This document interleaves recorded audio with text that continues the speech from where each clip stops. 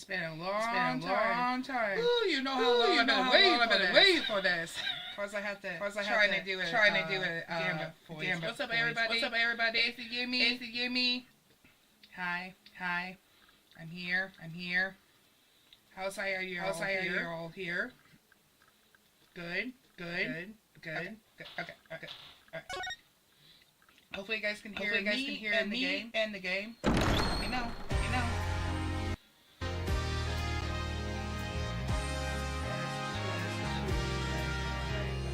I might get a new mic setup for right here. You know how long I have this?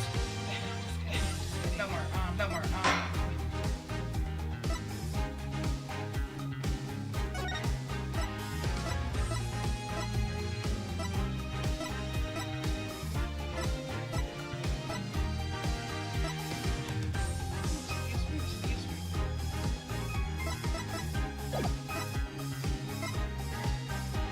What if we just do voice to Japanese? I'll just English.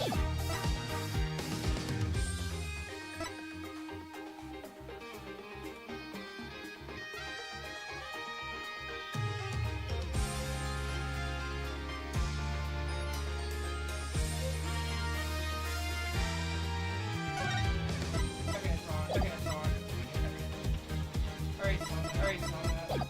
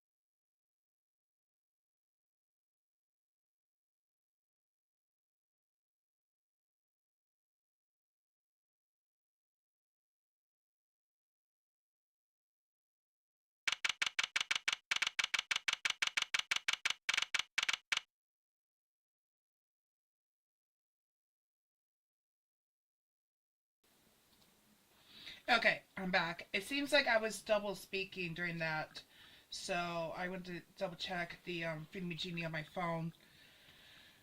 Let me see how that works. Looks like I was like talking, so looks like my cam is set up to record my voice. Hello. Okay. Okay. Panic. I'm sweating. I can admit it. I'm nervous. Good morning. Good morning, sir. You look tense, Justice. Want uptight? Well, no, sir. No, I'm fine.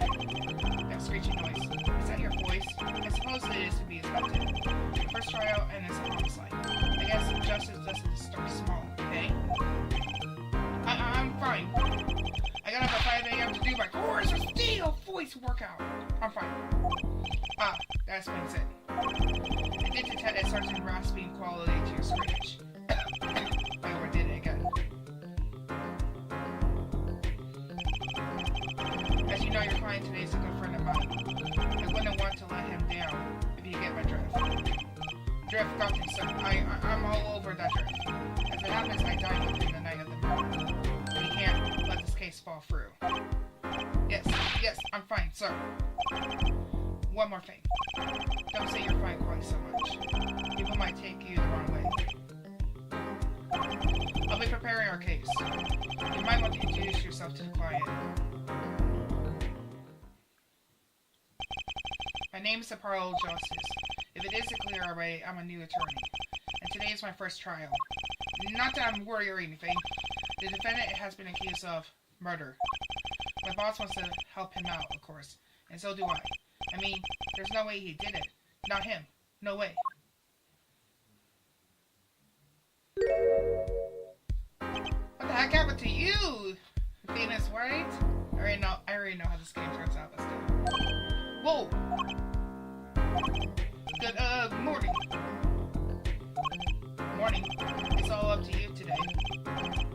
Trial? Nervous. Medium? Cardiac. I think I'm supposed to say something. So you're... Fine. I'm fine. Mr. Fine, is it?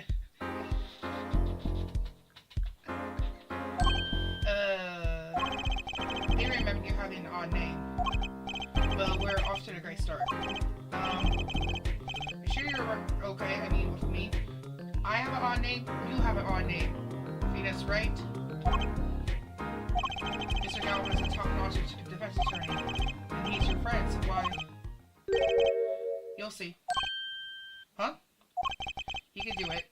Be confident. I'm really sorry this happened to you. I mean, it's time. Shall we? Yes, sir. Okay, I need to focus. First trial.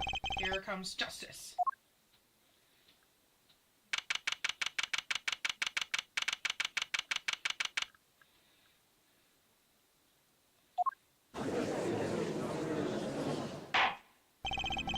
Court is now in session. Prosecution is ready, Your Honor. Whoa, what happened to you, Pang? The defense is, fine. I mean, ready, Your Honor. Am I going blank? Don't panic. Act. Too late. Your name was Mr. Justice? This is your first trial? Yes, Your Honor. But, I'm fine. Really. Are you quite sure? The voice sounds a bit strange.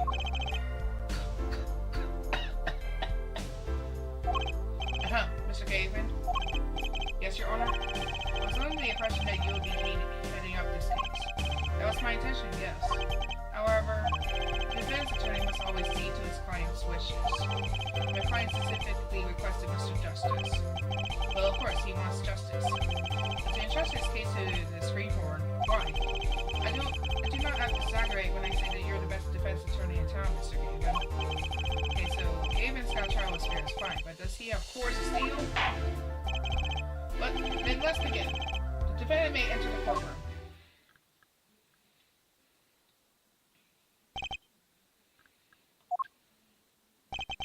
This is truly an unfortunate turn of events. I'm sorry we have to meet again under these circumstances. Long time no see, Mr. White. Let's put the past behind us, shall we?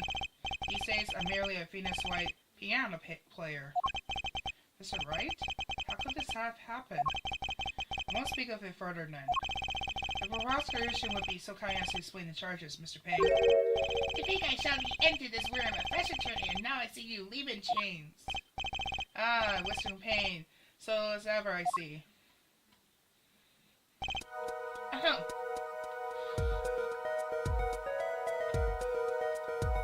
I like this new logic and trick. The crime occurred at the Borscht Bowl Club, a Russian restaurant. The defendant, Venus Ray, took the victim, a customer, and he hit him. Wham! On the head. Smack! Kill him, cold. A customer at the restaurant, you say. And the defendant, you say he was the pianist for the club, it seems. Venus White. A pianist? This is the weapon that took the victim's life. A bottle of grape juice. Grape juice is apparently our defendant's drink of choice. Court assessed the deadly bottle as evidence. So no justice. All out of business file in the court record. Make practice of checking it frequently. Court record. Right.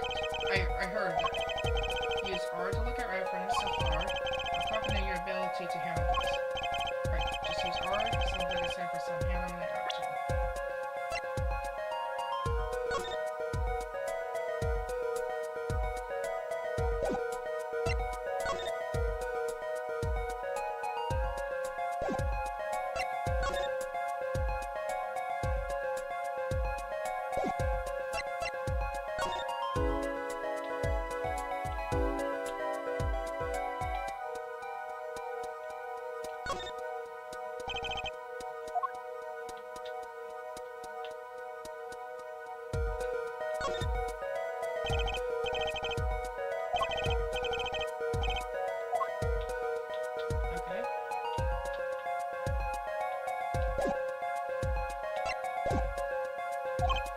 So the victim was a customer at this restaurant, but just who was this shady Smith fellow?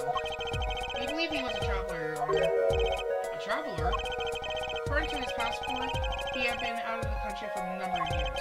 He had only returned to his country recently, though his place of residence is unclear, and he had some sort of connection with the defendant. That too is unclear at the present, Your Honor. Hey Kyle! We believe they first met at the Borscht Bowl Club on the night of the crime. They have only just met, and then why murder? Perhaps the victim decided to defend his piano playing? That doesn't appear to have been the case. No, the motive had nothing to do with the defendant's lack of playing skill. Yeah, I finally got this game for the Nintendo Switch as a Christmas present, so we're playing it. Pretty good. I'm a bit tired, so I got up to a late start. But look at this photo displaying what I mean.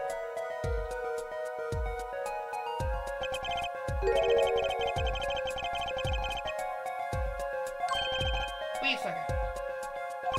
Isn't poker gambling? That's a crime in India. Indeed, it appears our defendant has fallen to become the best sort of criminal. Objection! Is it true that the defendant was engaged in the game of poker with the victim? Yeah, it was only that game. Here is the competition, Your Honor. The competition? Yeah, the defendant led to a silent flash of passions. Only the cards got backs weaved and blue play know his final outcome. Come again? The cards on the table have blue backs, Your Honor. I believe the defense was waxing poetic and intended to mystify those present. In the press room. That would be your first order of business here, then. Find out more about this failed game of cards. Very well, defendant. You will testify to the court about the poker competition held the night of the crime. My pleasure. This is it. My first trial. Here goes nothing. Here comes justice! Hopefully you guys can hear the game alright. I'm a pianist by trade, yet I can hardly play at all. My real job is to take our interested customers over at the poker table. The room where we play and the competition, and there are the club's main attractions. The rules are simple. We play a game of poker using 2 decks of cards. As well as this game. Our customers are happy.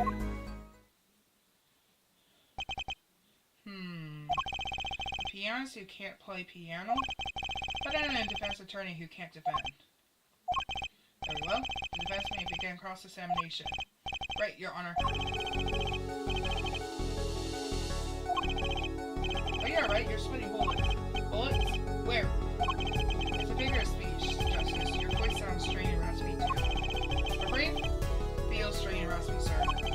You watched me perform cross-examinations many times. Speaking of, my voice is raspy. I'm also getting a little sore throat myself.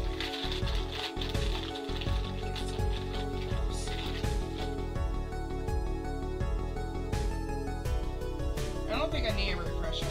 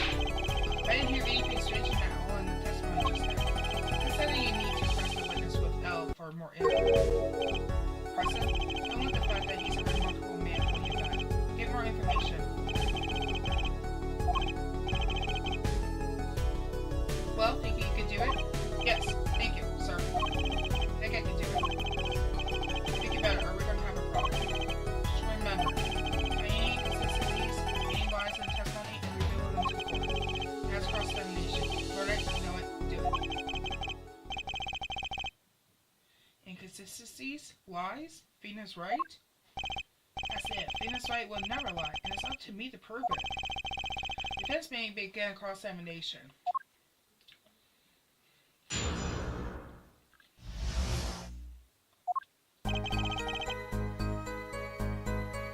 Hold it!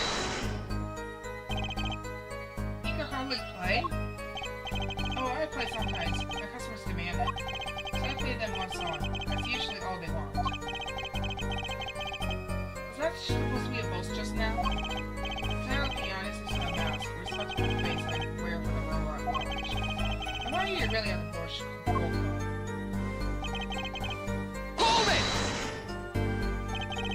They pay you just to play poker? That would seem to be the case. I am professional after all. Do I detect pride in that statement? It shows honor for the honest, hard-working member of society like we did imagine. Yes. My imagination was always a bit limited, Winston. What? I played poker for 7 years in the blue room. And I never lost. Once. What? You see why the customers come now? To beat the undefeated poker champion. It's quite a draw. That is, I'm quite a draw. Wait, you never lost once? Not even one time? As I said, I'm professional.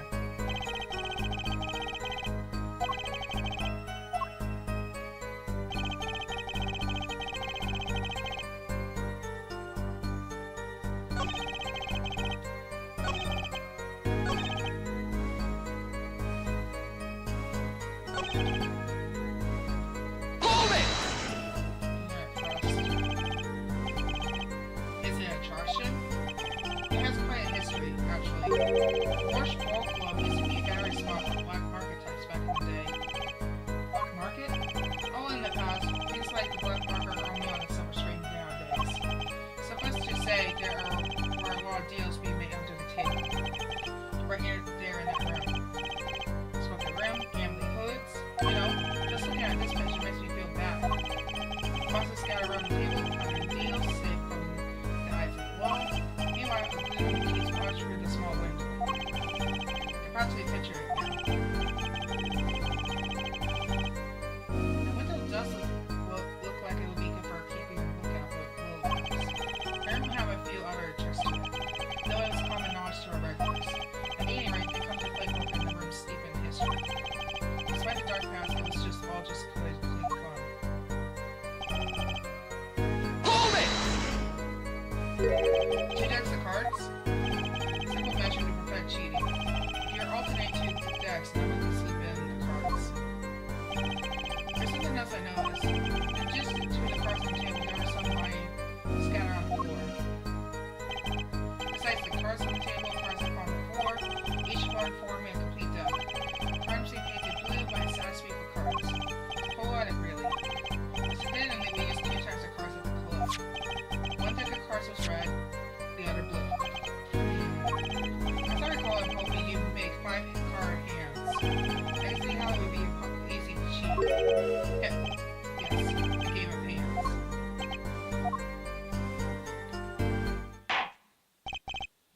This competition you're talking about, I believe the court understands the nature of the game specifically. That's right! It was a simple game after all. Are you sure? Huh? People are not murdered over simple games, Mr. Justice. Bennett, you were in the room the very moment that crime occurred.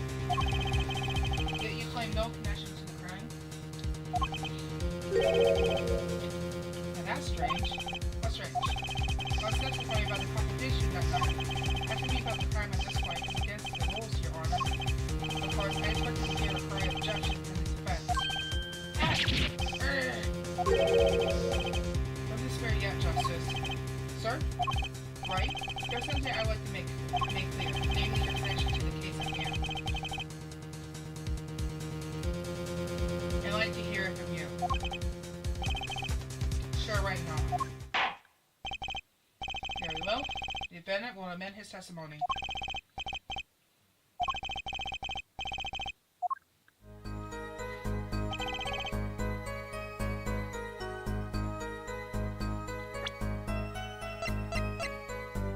Objection! say you didn't touch the murder weapon? This grape juice bottle? Right? So I say.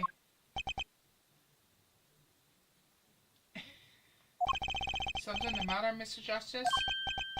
Too bad our new defense attorney never learned how to play dumb. What's this, Mr. Payne? I examined the bottle in question, you see, and it was covered with the defense fingerprints. Objection! No need to shout, Mr. Justice. I can hear you just fine.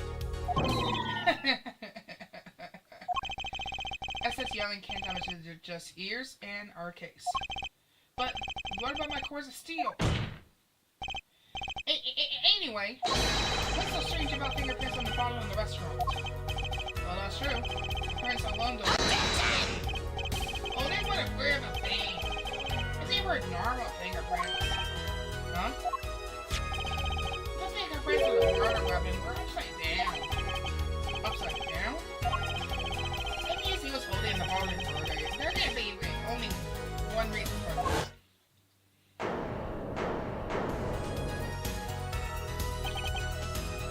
Yes. To bring some of the bottle.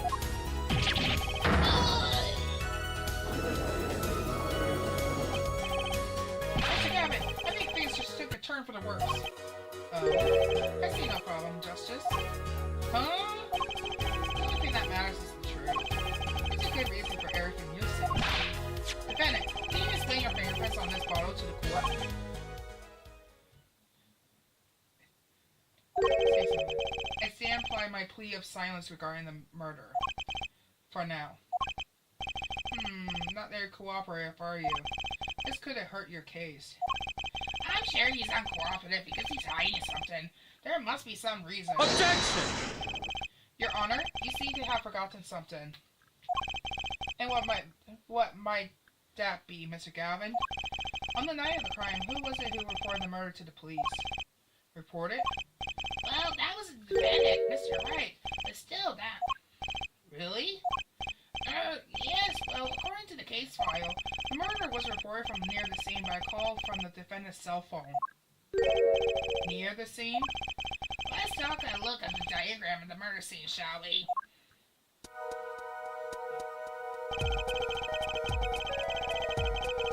The victim was murdered in a small room in the basement, 2 floors down from ground level.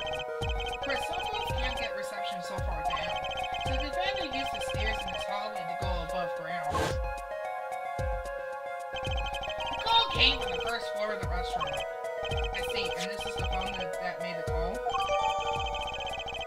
The defendant could have just fled the scene of the crime if he so chose, yet he fulfilled his duty as a citizen and reported to the authorities.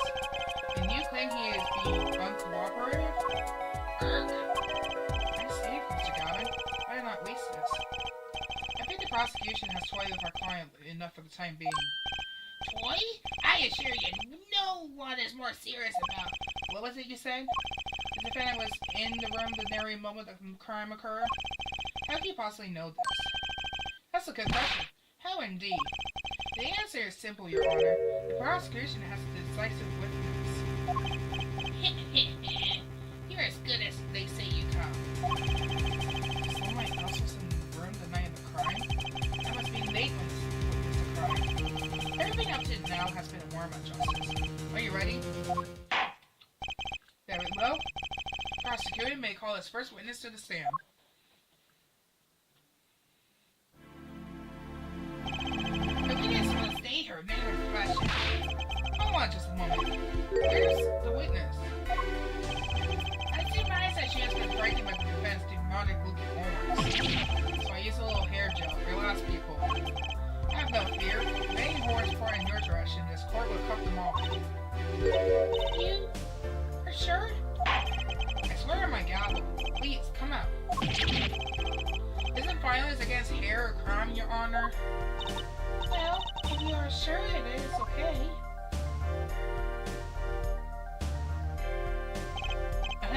Now the prosecution. Wait a minute. Will the prosecution care to explain the witness? Paraphilia? Yes.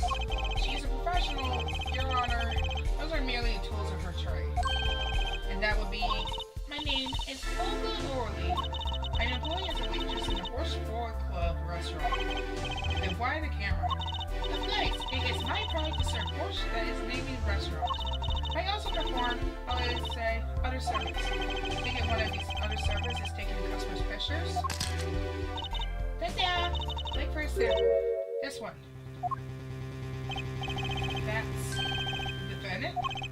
Indeed, on the night of the murder, here in the White House, this one was Gone kaput. That is the victim.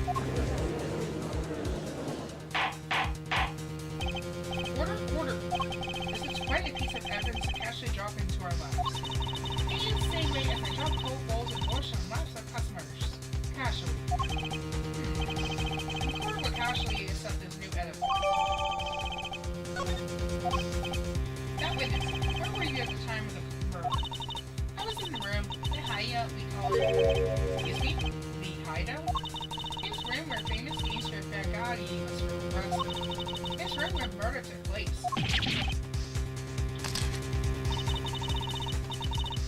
Your look of utter surprise, it is lovely. I will post my courtroom door later for you. Those will be numbered and you will write which ones you want copy of. There were 3 people in the room at the time of the crime. Victim James Smith is right, and Ogula Orley, or witness.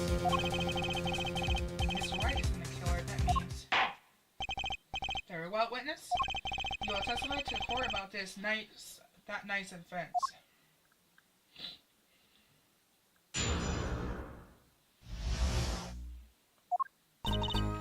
At night, customer asked me to deal cards for game. It was cold. Both players played with hats on. The victim, he plays full time with his hand on the locket on his neck. Then, last hand is dead. Something terrible has happened. That man flew at the victim and strangling him to death. Incidentally, who won the game? Isn't it obvious? The winner was the victim, Mr. Smith. Objection! That's ridiculous. Because Mr. White can't lose. Justice? Maybe you could come up with a more legitimate objection. But he hadn't lost in 7 years. Take it from me, kid. It happens. I didn't lose a case my first 7 years as prosecutor either. Incidentally, I have some evidence here.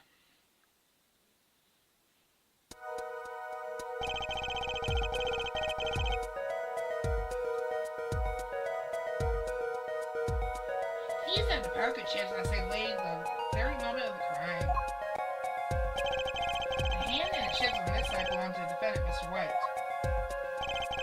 Those on the far side belong to the victim, Mr. Smith. Chips, you say? Yeah, I mean, yes. Imagine that poker's a board. Your hand's your army, and the chips are the spoils. I know that. After all, my youth I was known as poker head of courtroom number 3. He means poker face. Look at this picture. Does it say that most of the chips on the victim's side of the table? There we go. The defense may cross-examine the witness.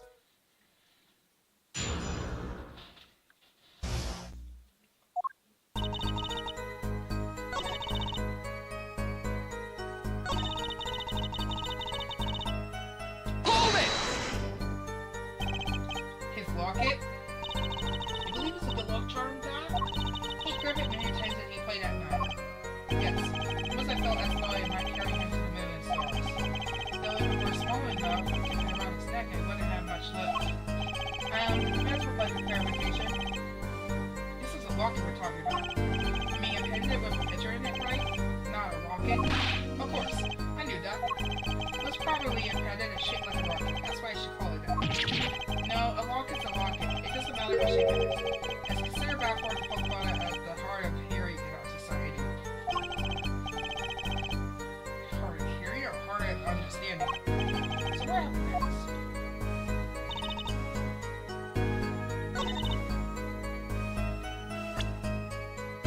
Objection! Oh, really? Strangle, you say? That's odd. Yeah, normally customers only choke a borscht. No, I mean this report shows that the victim died of a blow to the head. Ah! Miss Orley? Really now? Did you witness the crime?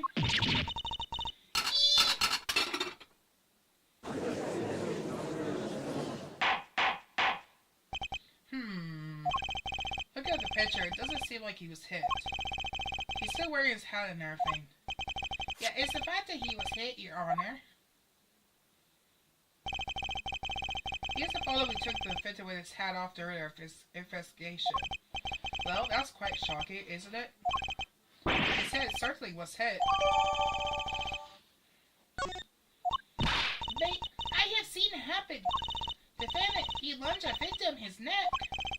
Oh, really, Miss Orley? I think I caught you in your own lie this time. Justice? I admire your enthusiasm, but perhaps you should think this through once more. What do you mean? I found a contradiction. There's one thing in her testimony that troubles me. Very well. Seems we should continue the cross-examination. There's such a thing as speaking too much. This horse is dead. Let's stop being it. There's such a thing as thinking aloud too much.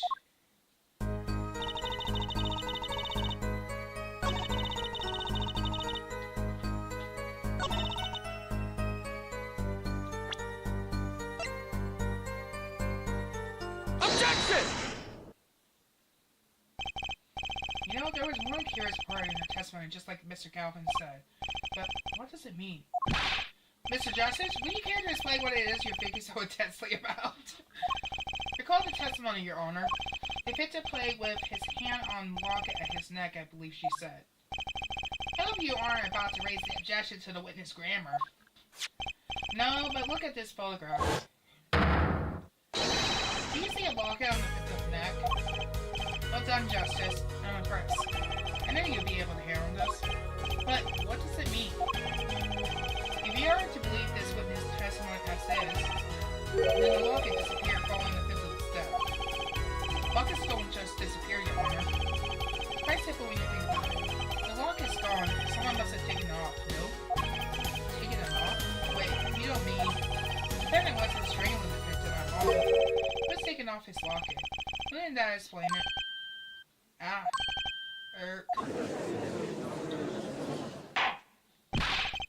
Defendant, what do you have to say to this?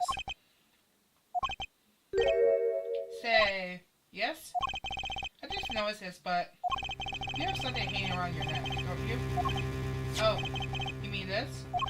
Yes, it's a locket with a photograph inside. A photo of my daughter. Come again? Mr. White, you have a daughter? He confirmed at the time of the arrest. The picture in the locket is indeed Mr. White's daughter. So Mr. White has a locket too? I thought I implied that this is just a coincidence.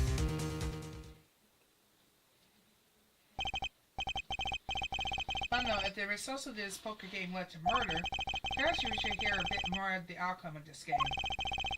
Further testimony won't really be necessary. It's clear the defendant lost badly. Miss Orley? You will testify to the court about the game played between the victim and the defendant. Yeah.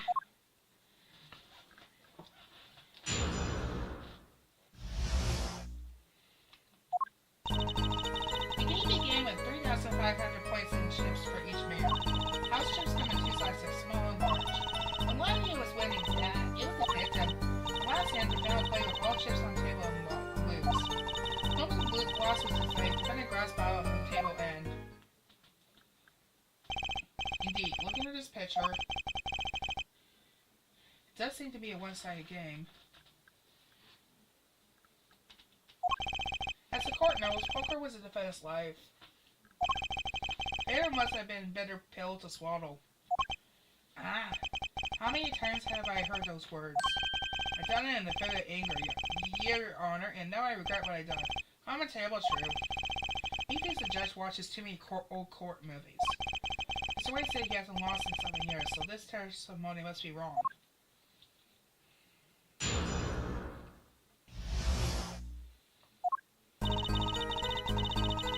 Hold it! Are those the usual starting points for any special rules to use? No, not special. Usual game, usual rules. If each man began with 3,500 points, then the total would be, exactly 7,000 points. The assistance in calculation is not even long division. Watches come in two sizes smaller. Hold it! Are the chips in this photo all the chips that were used? Yeah, of course.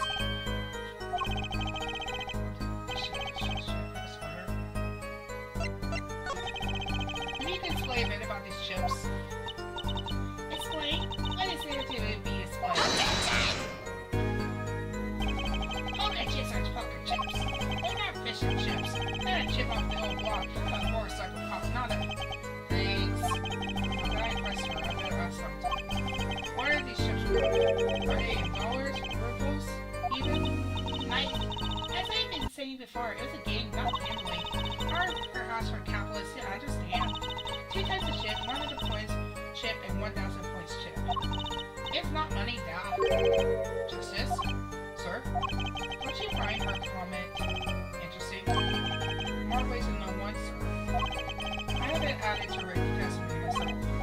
Well, does the defense want the witness to add to your testimony? Yes, I do think this deserves further scrutiny. Add it to the testimony. Very well, witness. If you'll be so kind. Yeah, Your Honor.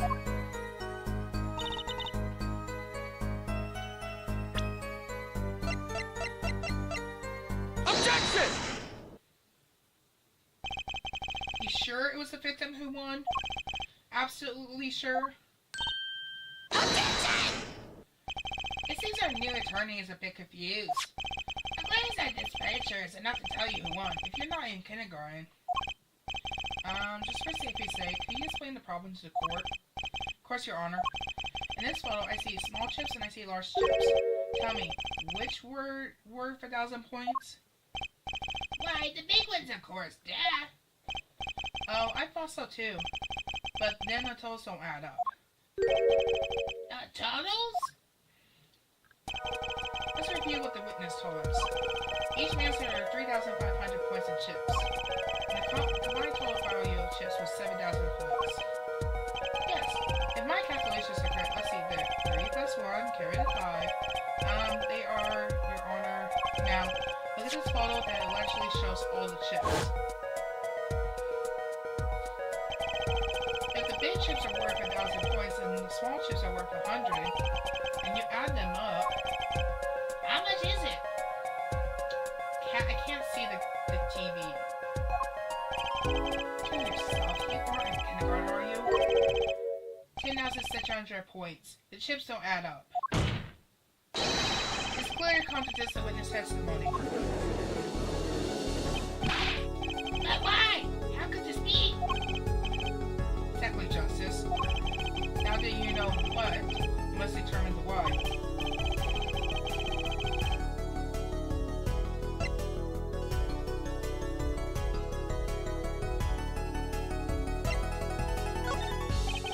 Each man began the game with 3,500 points. If all the chips are indeed shown in the photograph, then there can only be one answer. Well, what is it? The value of the chips. What's the other way around? What? Want to know what I think? The small chips were worth 1,000 points, not the big ones. Madness. Utter madness.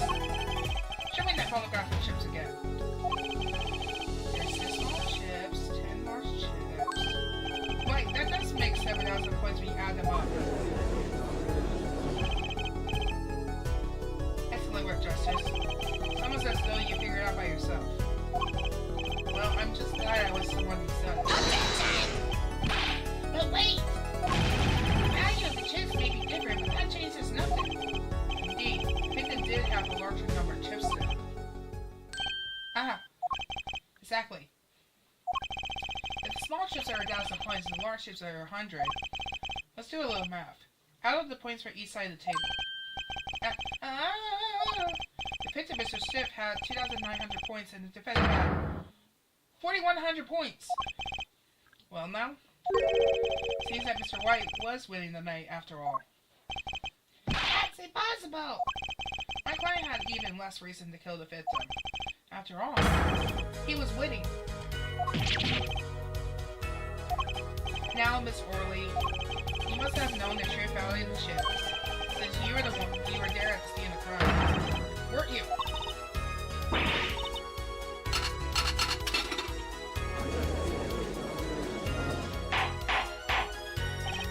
Order! It appears that the man has lost his motive, and Mr. White's supposed to defeat never happened. You must now ask yourself whether we can trust him with this.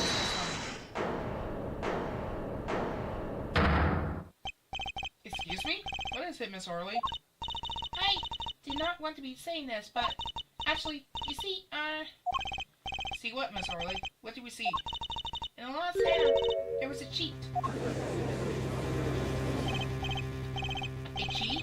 You don't mean... a trick?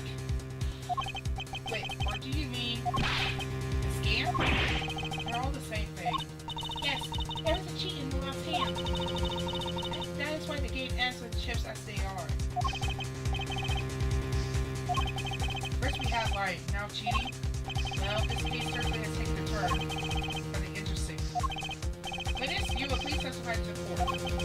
Tell us about this cheat. In the final hand.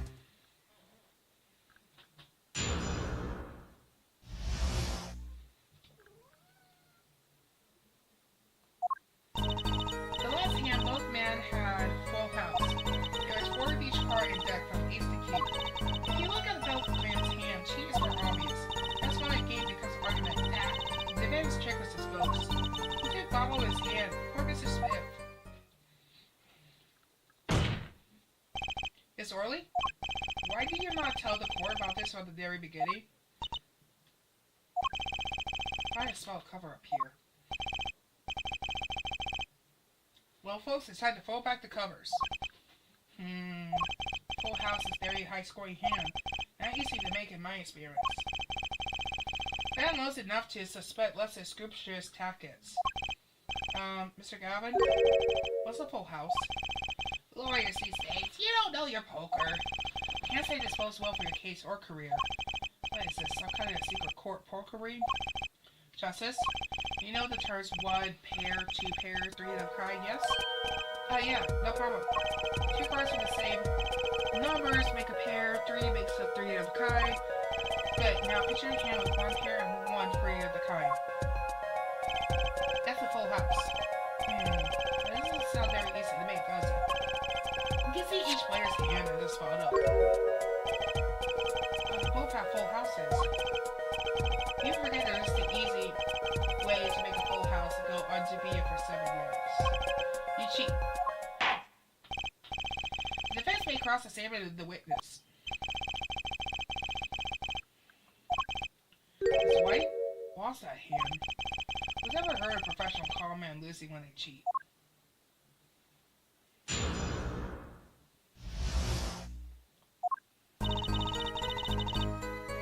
Hold it! Just how hard is it to make a full house anyway? It's quite hard, that. It's making a pair and 3 of a kind at the same time. Guess that's right. Very difficult to be sure. You can take my word as both are head of the courtroom number 3. Very difficult, that. It's not possible. Okay, full house hard. This line question, it's a turn. I agree. Hold it! 4 of each card, you say? That, there's 1 spade, 1 diamond, 1 heart, and 1 club for each card. It's interesting fact that this number 4 comes with from a number of seasons.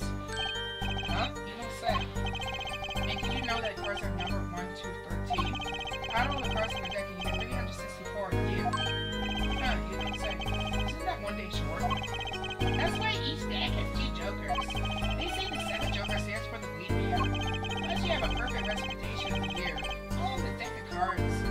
Huh, you don't say. I'm going to begin this court here.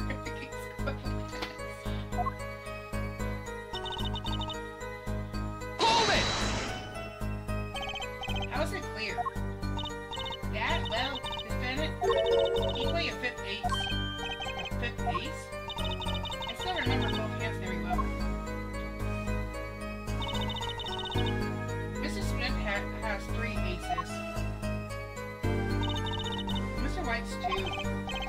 cheating was afoot. Perhaps I should say a hand. Your Honor, perhaps this can be added to testimony about Mr. Payne's joke. Very well. The witness will add this detail to her testimony.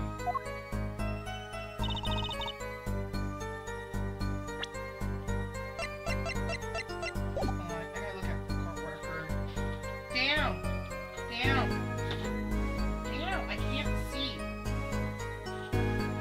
Move. Gosh. Let's see.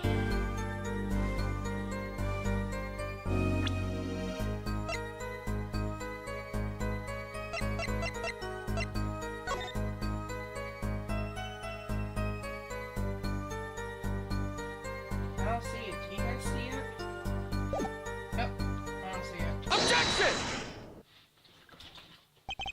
It appears the witness is mistaken. Mistaken? But my name... Look, this piece of evidence very contradicts what you say in your testimony. That's a photo of the chips, is it not? Justice?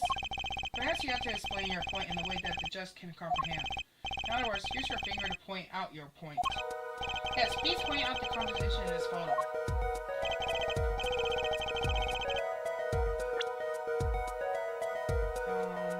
Where would be the key? Take that!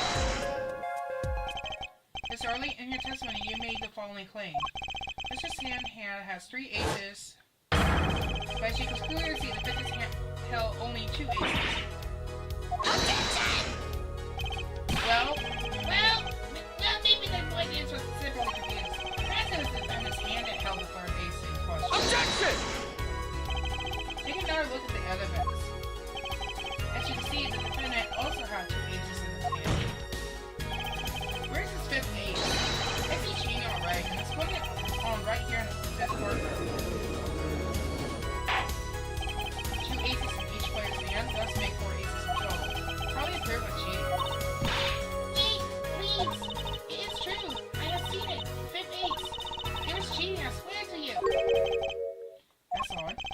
She must be lying, yet she's most sincere. I've seen her all day. You're right to trust your instincts. Mr. Galvin, who knows what lies in store for us in the trial ahead? Your Honor, if I may, I have a suggestion. What might that be, Mr. Galvin? We don't mind. Perhaps we might examine the actual cards. The cards? Mr. Payne? Yes? Players' hands at night were set aside as evidence, were they not? The defense would like to cut the cards be shown to the court. Very well. Prosecution will submit this evidence. Which will you examine? The victim's cards or the defendant's cards?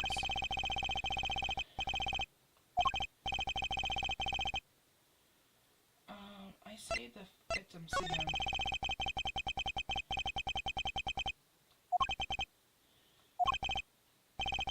Mr. Payne, if you would. Very well.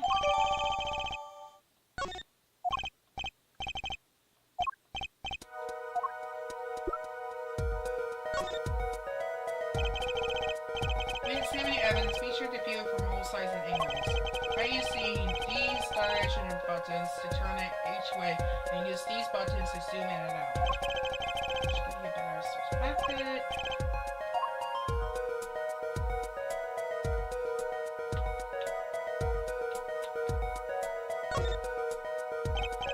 What? Your Honor, look at this. One of the fifth cards. The back is different color. That's impossible! But I put that card in White's hand. Ah! What was that, Miss Orley? Night? I mean, you really said that. I have ink. Your Honor? Mr. Gavin, yes? Tell me, what is the easiest way to cheat poker? To cheat? I'll tell you. One merely needs a friend. A comrade, shall we say. A dealer. Wait, so you mean this witness, Miss Orley? She's a cheater. Professional, I wager.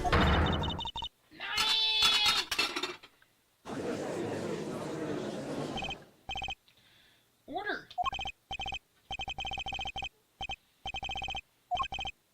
Your Honor, please recall the testimony we just heard.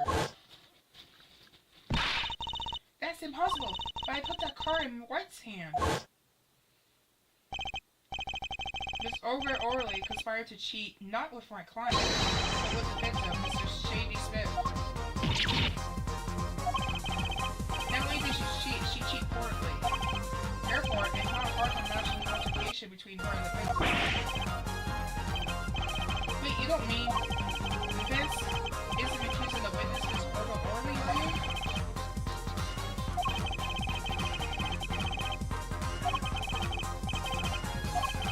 I am. Defense accuses the witness, Miss Olga Orley, of murder.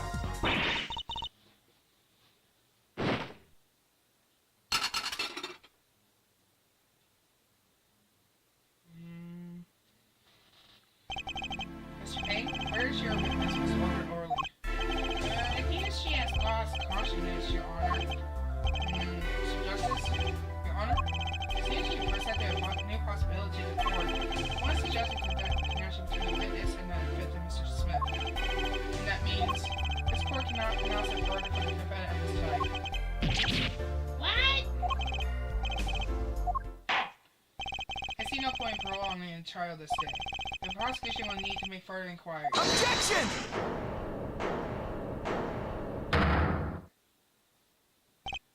Mr. White? You can't end the trial here, Your Honor. Not yet. What nonsense is the defendant spewing now? Hey, one of the cards had a different color back. Don't you wonder what it means?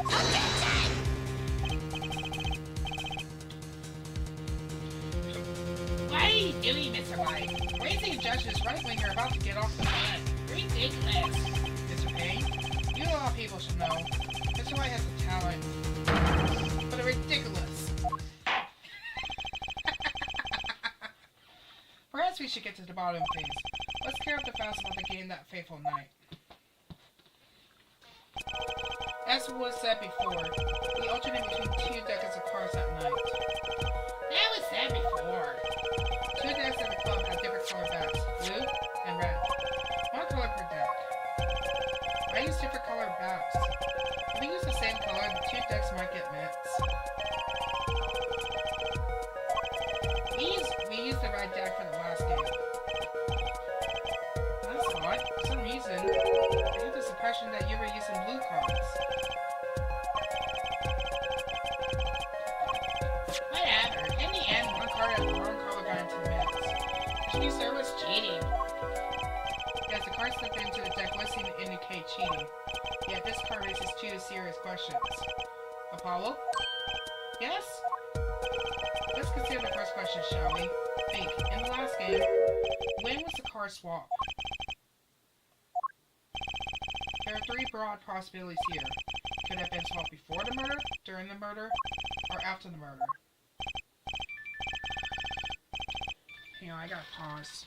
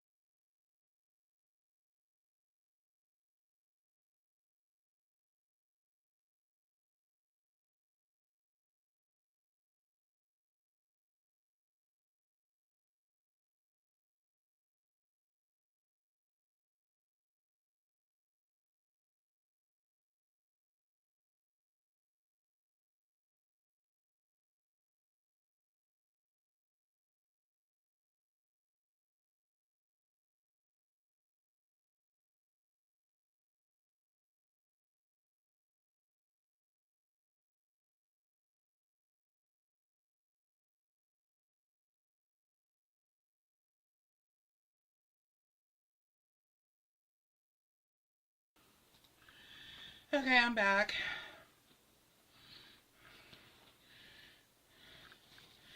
Okay, I think this is fully charged. Oh yeah, thanks for the news bulletin, Mr. White. Of course it was a Oh? It might be as simple as you think, Mr. Payne. Or it might not be. Nah. I'd like to hear what Apollo thinks first. When do you think the cars were swapped? After? Perhaps it happened after the murder? What's that? Ridiculous! What's the point of cheating after the hands have been shown? That's silly. Objection! Yes, but tell me, how do you swap cars during the game? I think silly over impossible. Take it from me, son. There's a lot of silly in this world. Very little impossible. Well, even when the backs of the cars are a different color, if you pull that during the game, you'll be caught in no time. Quite true. That would mean that the blue car in question was swapped after the hands were shown, after the murder. Okay, this is going past silly and straight on crazy. I ask again, what's the point of cheating after the game's over? Who would do that? Who indeed? That's one of the mysteries before us. Let's check the court record real quick.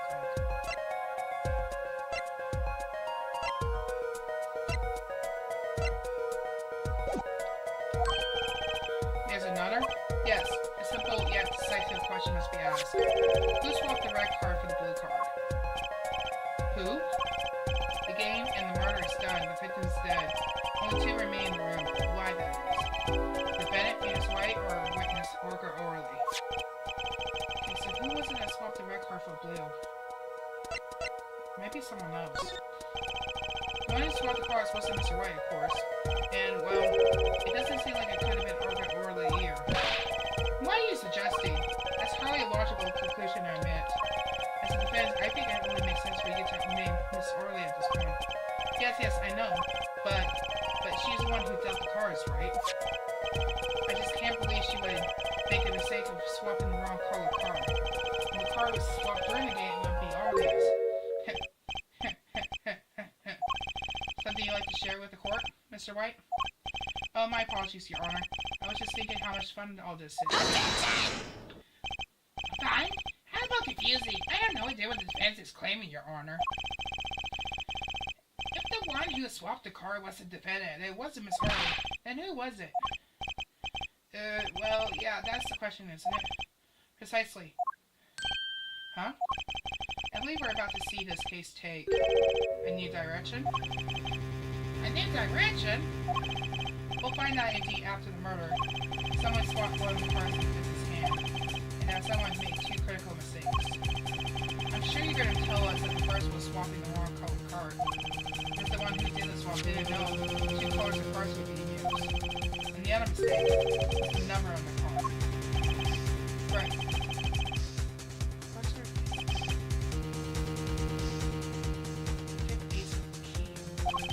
I'm sure whoever swapped it was just looking there to be a good pace after all. All they knew was that the game had been won with a full house. So they pick up a key from the table and swap it in. Hey, there's one problem. According to our case record, this person doesn't exist. True. Now I found out that you have to miss the possibility of a fourth person. There is more than a possibility. There was someone else there that night at the scene of the crime. What?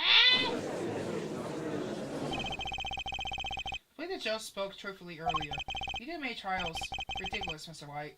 The trials proceed on one simple assumption, namely that at the time of the incident there were only 3 people in that room. I believe this new edifice shall say overturns that assumption. Why was that you chose to conceal this information from the court? I suppose that is a problem, yes. We're adjourned for a brief recess. Mr. Gavin, I'll see you in my chambers during this recess. Certainly, Your Honor. Very well. The trial will resume in 20 minutes.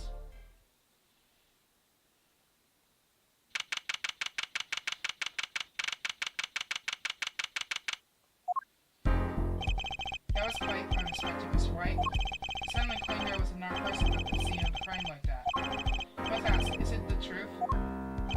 Oh, no. I think you would know the answer to that.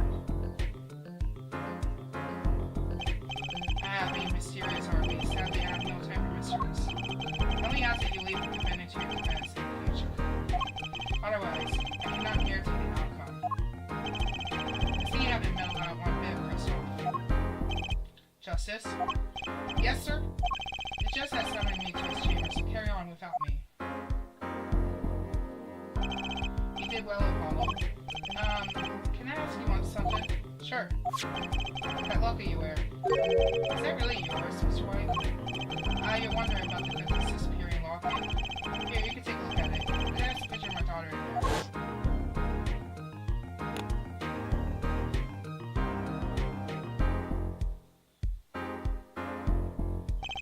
I'm just surprised to hear you have a daughter.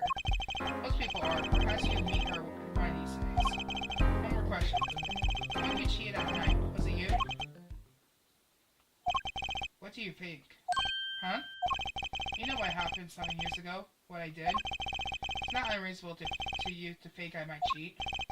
I never, honest, but it's odd that you managed to go undefeated for 7 whole years. Want to know something? There's only one game where you can be dealt back cards all night and still win. Poker. Eh? You see, poker is all about reading your opponent. In that way, it's a lot like the court case. Poker is like a trial wall. Figure out what your opponent is thinking, and you'll win. Well, yeah, but that's harder than it sounds. I think not. Try to stay mighty concealed it. Everyone reveals their true thoughts in the end. The body language can become a valuable source of information. You're kidding. That witness, for instance, Miss Orley? She would touch the back of her neck during certain parts of her testimony. Do you notice? No. Who knows that? Words, habits, switches, all information for the rating. That's the secret to winning, Apollo. Someone taught me, and now I pass the secret on to you. I'm not worthy. I mean, there's no way I'll pick up on these symbols. No, you could do it. Huh? You just don't know it yet. But you will, soon. I almost forgot one more thing. About this case, you should know I haven't told the truth to anyone yet. What? I have my reasons, of course. All shall be revealed. And Apollo, I need you to be there, defending me. I need your power. My, power? It's time. The real trial begins now. Do your best.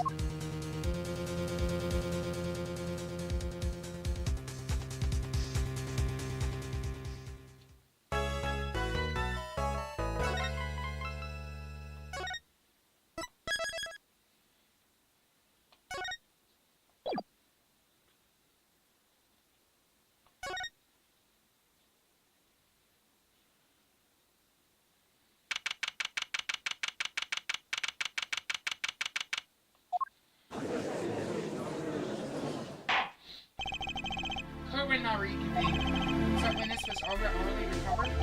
Yes, Your Honor. Very well, she's regained constant shifts.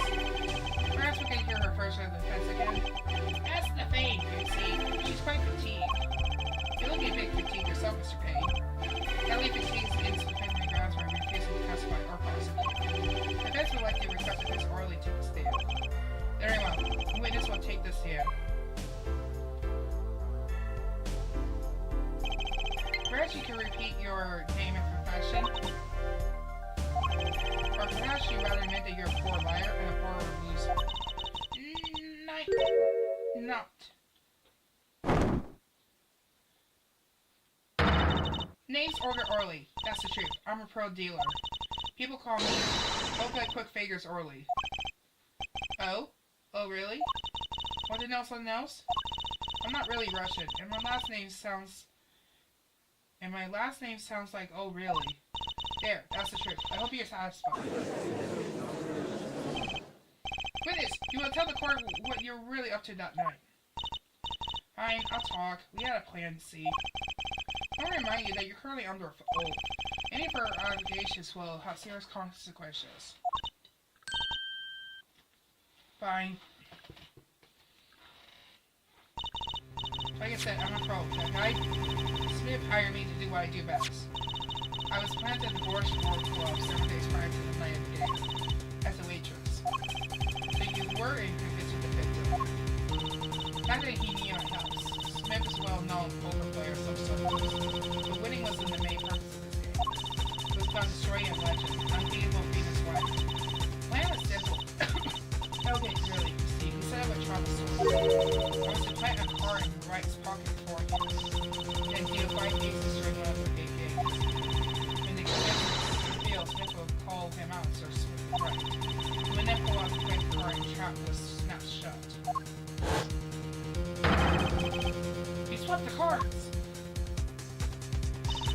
posed as a cheater and losing on top of it. It would have made a great double play. Just like that, the legend with the dashing pieces. Indeed. Getting caught red-handed and cheating was cast out on all his prior wins.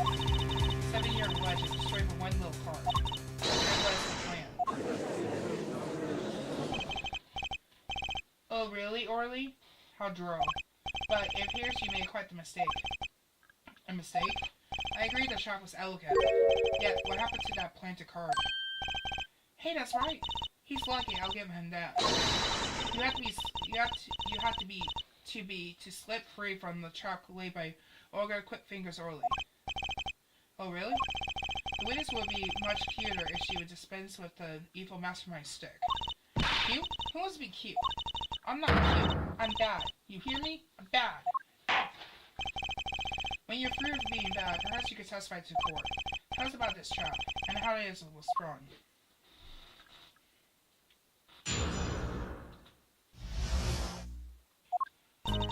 That night, I planted a card like I was supposed to. A right lost hand, just like he was supposed to. The Smith searched him. But the planted card was gone. The shot failed. I spun it right, pick up the bottle, and spun it. It wasn't me, it was Smith. It was that no good cheating defense. A surprisingly framed testimony still leaves us mostly in the dark. Trap was perfect, I tell you. Perfect. It's that rotten cheater having messed it up. Look who's talking. Well, the testimony for what? Hey, don't chew on the great bag. Cat. With witnesses like her, who needs criminals? And with defendants like Mr. White, who needs prosecutors?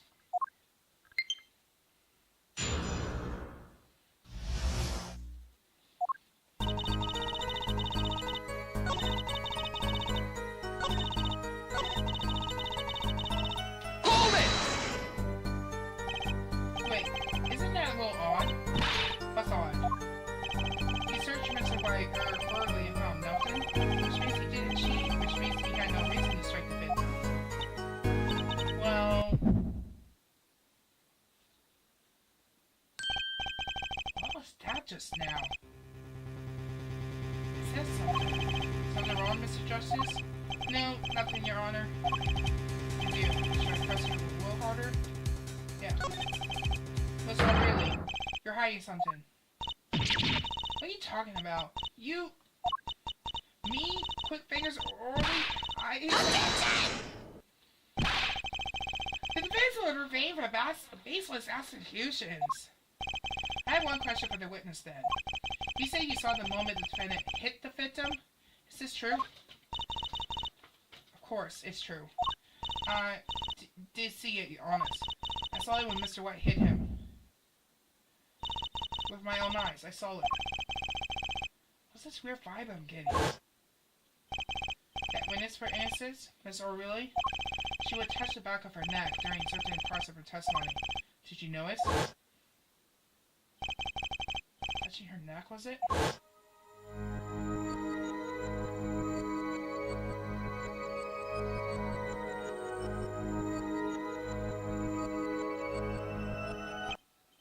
Whoa, what's going on?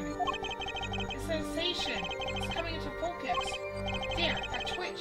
So clear. It's like I could perceive her habit like I couldn't before. Gotcha!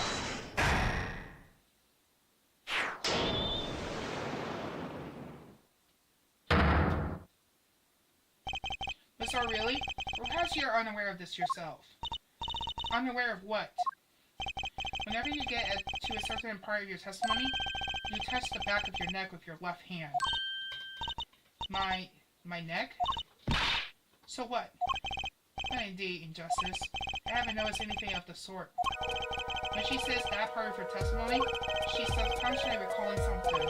Her body reacts to a memory she touches her neck. I'm sure of it. Memory? Is that what Kate is explain what he's babbling about? This is highly unusual, but let's ask the defense. When the witnesses remember something, maybe have evidence of this memory to show us.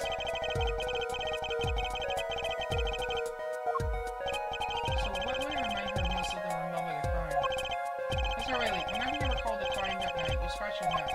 I notice it happens when you think about the moment of the crime. There must be some reason behind this habit of yours. I believe the weapon that left the irreplaceable impression of your neck is this. Shit, I forgot what it was. Would it be the pictures? Take that! Whenever she talks about the moment of the crime, she touches her neck. And what reminds us more of that moment than this bottle, the murder weapon. But something that doesn't fit. If you were only the witness to the crime, why would that make you touch your neck like you're in pain? What's he talking about now? It was Mr. Smith, the victim, who was hit. Not you. Objection! This is a cross-examination, not a cross-wire conjecture. The witness absence? You're completely irrelevant, Justice. I admit I'm a bit confused myself. This is certainly a unique cross-examination. I'll explain later. Just trust me. Now's our only chance to break. Mr. O'Reilly, please testify in detail about the moment of the crime. The very moment. Night?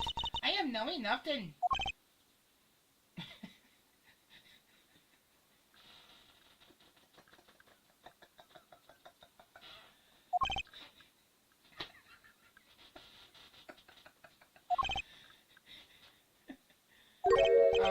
We know you're not Russian. The witness will testify.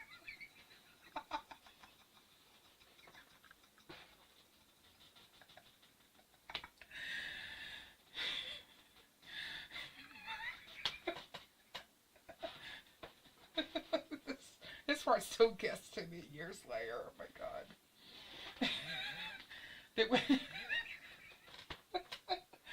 God damn it. The witness will testify, please now. Ah, fine.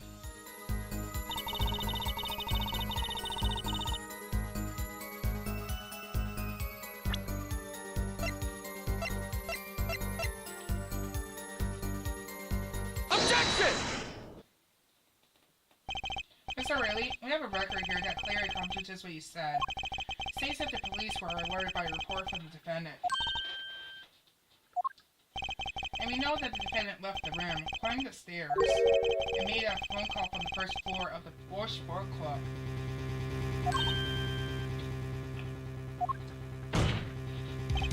So explain how you kept your eyes on the defendant when he left the room entirely.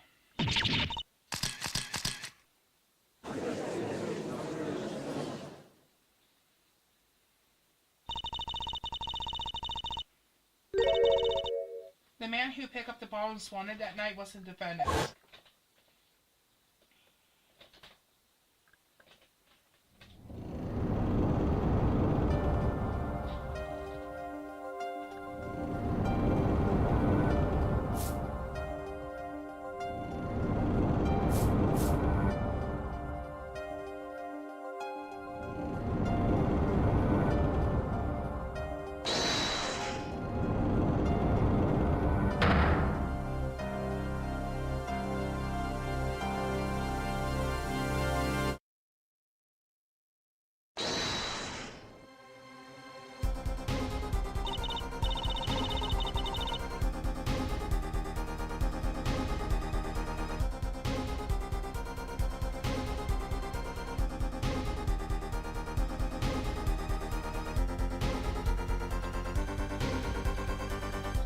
Smith robbed the bottle from that survivor, and he hit me. You, some master cheating you turn out to be. Eek! When I came to, the victim was already dead, is that it? That's why I couldn't reveal who I really was. If it came out that I was in league with Smith, I'd be a suspect for sure.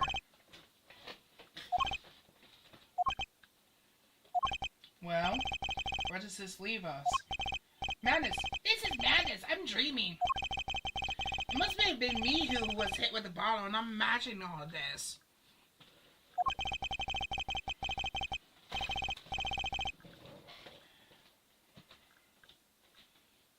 Hang on, I gotta look at something.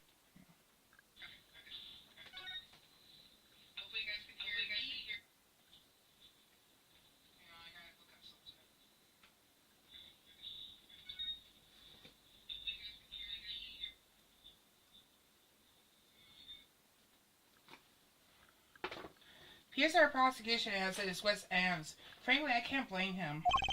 Mr. Gavin, what do you think about this turn of events? Mr. Gavin, sir? I believe that, as the defense in this case, we are compelled to call Miss Arley a big fat liar. What? Three women are in that room the night of the murder. The defendant, the victim, and her. And she has a motive. A motive?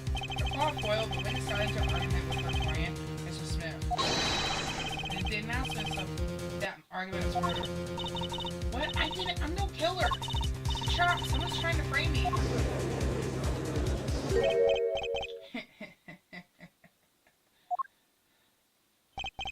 A tangle lest we weave when we practice to deceive. So tangle we catch ourselves in the process.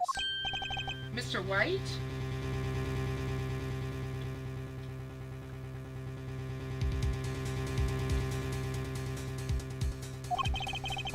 Such a hasty conclusion. Not like you, Christoph Gavin. What are you saying? I now consider the odd possibility that there was another person in the room at the time of murder. Right, like Mr. White was saying before recess. Single car was swapped into the after the murder. The one who swapped the car didn't know the two cars were being used. A fourth person. Ha! This theory again. Even a fourth person doesn't exist. Indeed. That's why I decided to bring this case to court. Here, where there's no escape and no chance for deception. Perfect place to catch the real criminal. The real criminal? And we're in luck. Since the real criminal's identity is kindly provided for us. Right at the beginning of the trial, no less. What? Well, perhaps you know what I'm talking about. Sorry. Remember what I said? The fourth person who swapped the cars made one critical error. He or she wasn't considering the color on the backs of the cars. Right. But how could such an obvious mistake occur? The cars were used for the last games were red. Yet there is one person here in our court who thought those cars were blue. I had that impression too, but why? Well, Paul, think you can figure out who it was? It's not me, I swear. Who is this fourth person? Why do you always get put on the spot like this? Let's hear what the defense has to say. Who was it? Who fought the cards using the file paper blue? It was Robin. Take that! As I expected. Your eyes and ears are as sharp as your hair. I was right? Nora? I saw Gavin. You were the fourth person that night. But of course Mr. Gavin knows the color of the cards. How would he? As you can see, the photo of the currency is black and white. You can't tell which of the cards are blue. One's on the floor or on the table. But look! You see the colors in this photo. Yes, but when he said the cards were blue, it was well before this evidence came to light. It is true that the defendant was engaged in a game of poker with there was only that game, pure sex, competition, Your Honor. A competition? Yes, a test of wits, a silent clash of passions. Only the cards, the backs were wreathed in blue flame. No, it's final.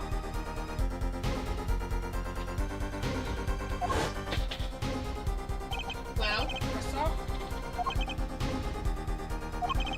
Mr. Galvin?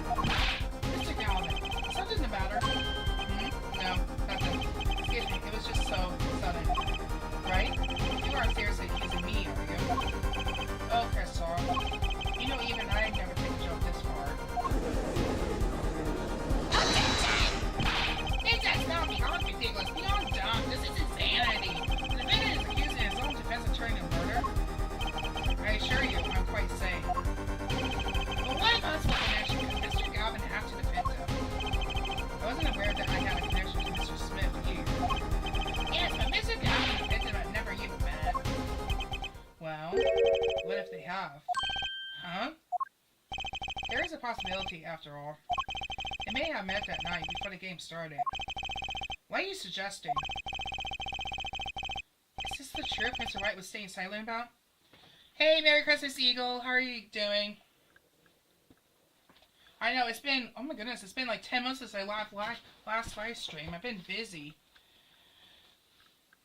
Well, only one thing to do. Mr. White, defense would like to request that you testify to the court. Objection! Defense would like to request no such thing.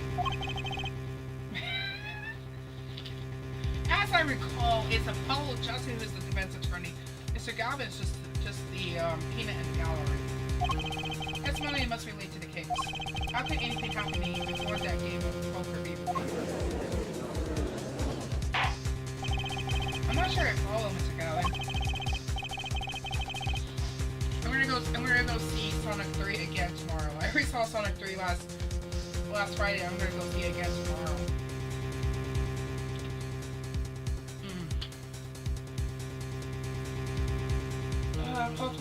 Hopefully Saya can come with me. As I explained before, the defense believes that Mr. O'Leary.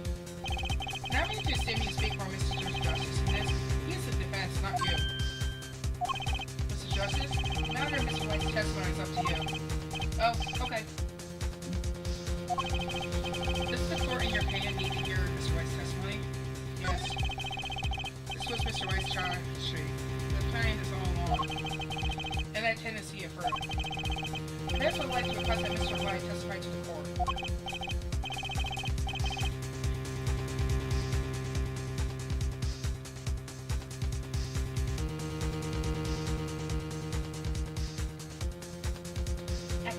Justice, you will betray me, your teacher? I'm sorry, Mr. Galvin. This isn't about loyalty. This is about the truth. Very well, the defendant. Mr. White will take the stand, please.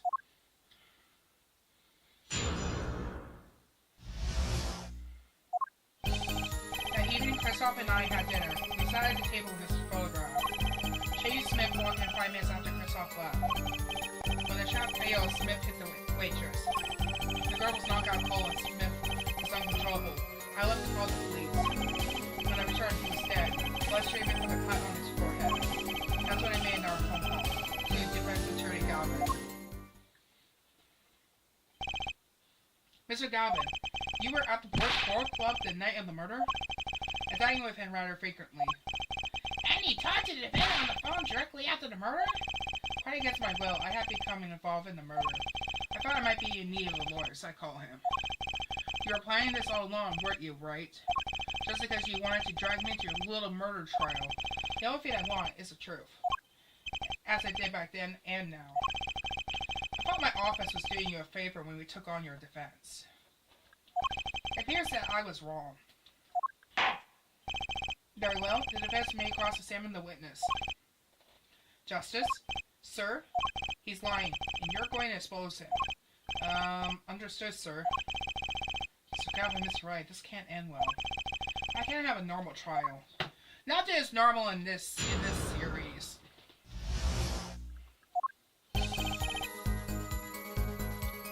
Hold it! You have dinner with Mr. Galvin? Yes, he dines with me at Bush Bar Club quite frequently. We were joining the usual dinner at our usual spot as usual. Usual? I always eat at the table closest to the piano. I see. Where Mrs. Smith was sitting. So the place is such on the table from your dinner? Indeed. The remains of my meal, Christoph. Dined for 2 hours and then Christoph left. After that... Hold it! 5 minutes? So the two of them could have passed the restaurant during that time? That would have been a painful encounter, to be sure. Oh, Mr. White, what was it you said? Christoph Galvin and Shady Smith may have met? I believe I did say that. Sarah was all nervous about this meeting. And now we hear they were just passing the hall. It does seem a little big as a pretense for murder. Oh, it would be if that were all that really happened. Come on, Miss White. Why are you hanging this time? Hold it! Now this failed trap. This is the same trap that Miss Orgo earlier mentioned. The plan was simple, elegant, really. You see, we set up a trap of sorts. I was to plant a card in Wright's pocket beforehand, and then to deal 5 aces during one of their games. When their hands were revealed, Smith would call him out and search Wright. You would then pull out the planted car and the trap was snapped shut.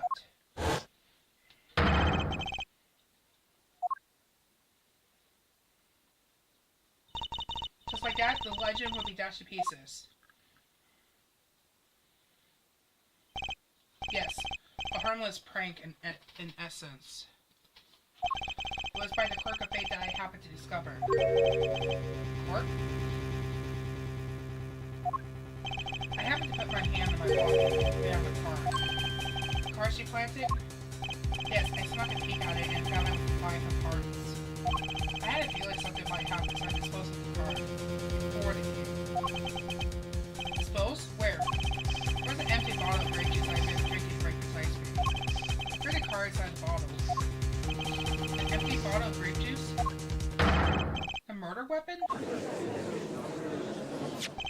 Yes, I roll it up and shove it in it. Color jazz makes it hard to see. Battle wits between the deceiver and the would-be deceived. That sounds like a terrific drama. Oh my god. Car inside a murder weapon? That's strange. Did the police miss it in their investigation? Hang out, take a look.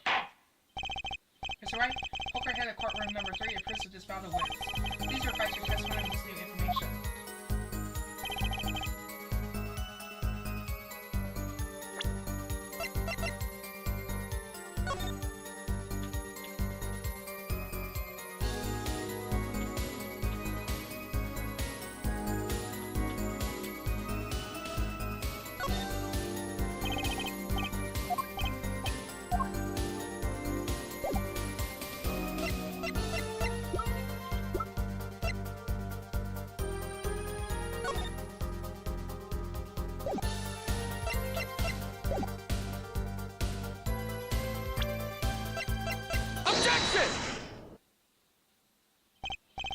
Mr. White, if I may?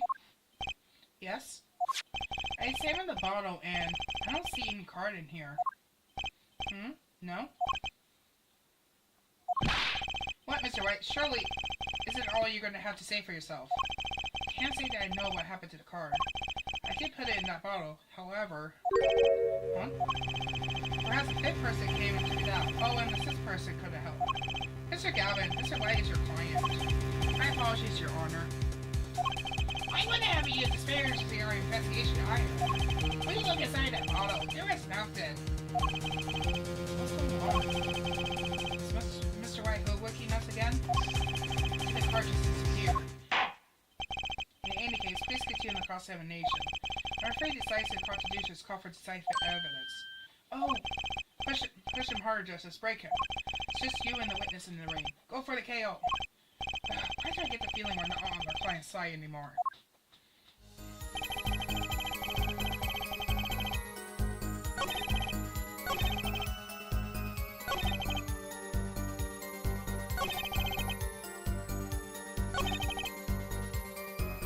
Hold it! Can you explain why you called Mr. Galvin? I obviously got involved in a rather sticky affair. I figured Microsoft Law offices would give me a friend rate for my defense fees. Ah, glad to hear it's 10 to pay. Oh, I paid a full Microsoft. This I who got you involved after all. You may find the price of your defense quite high, Mr. Cuthbert. Quite high.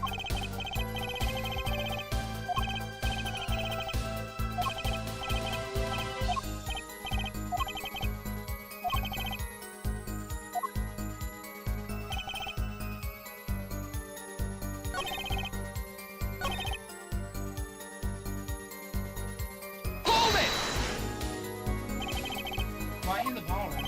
I received my opponent's intent immediately. Let me see your chop thing, see. I knew what was coming. Oh, so you shot first, I like that. I know every trick in the book, they don't work on one.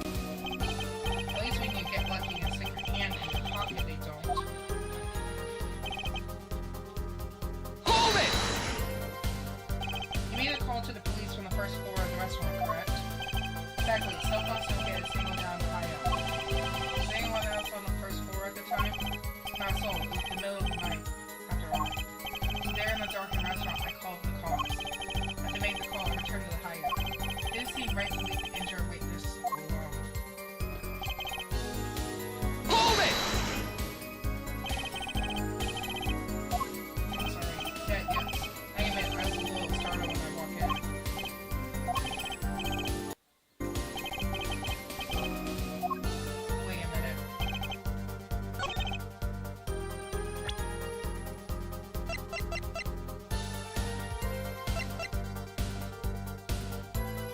Objection! Mr. White, if I may? Yes? Take a look at this photograph of the crime scene. See the victim here? He was wearing a hat. I wouldn't think you could see blood on his forehead. Good point. Justice? Next time you point out the inconsistency, put a little oof into it. So wait, can you explain this to the court? I forgot to mention something. I was one who put the hat on his head. You? You put the hat on the dead man's head? He worked for our entire poker game. After calling police, when I returned to the scene, his head was in full view, shining bright just like it in this photograph. And take his hat out off the ground floor and put it on his head. Why would you do this thing like that? All I can say is, I'm sorry. That's the only thing that touched the crime scene. So Miss Arley didn't see it? It being the victim's his head? I think not. She was out cold. I believe I was the only one who witnessed his head. Ah, here we go again.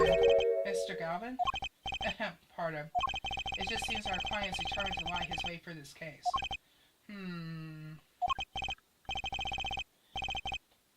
Hey, he's still a client, isn't he? He has enough of that. Mr. Galvin? This witness testimony is more like a travesty. It's riddled with lies. We're going to see how you came to lose your attorney's badge 7 years ago. Well, you certainly have a unique way of treating your clients, Christoph. I never knew. I believe it was you who threw the first stone. Mr. White, if you intend to ever tell the truth about this case, it's now or never. Don't be misled. I haven't told a single lie here. Yeah? I know it's a trap. I put it in the car and followed to dispose of it. And I put the hat on the victim's head. Let's just say I had a reason for doing that as well. The reason? That reason is right here. Your cell phone. At night, Nicole and I spoke with defense attorney Galvin after calling the police. Just in case I record our conversation. What's this? Now that we're all here, I see no reason why I shouldn't play it back to the court. Christoph, I seem to be in a bit of trouble. What's this? Game not going well? Something like that. That gentleman who challenged you, he turned out to be good? He turned out to be dead. Someone hit him hard. You mean someone cracked the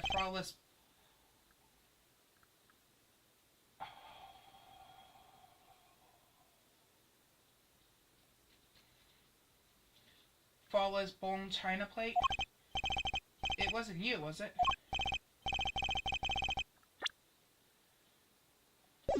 Costume should be here any minute. I'm in your hands. Should it come to that. Bone china plate?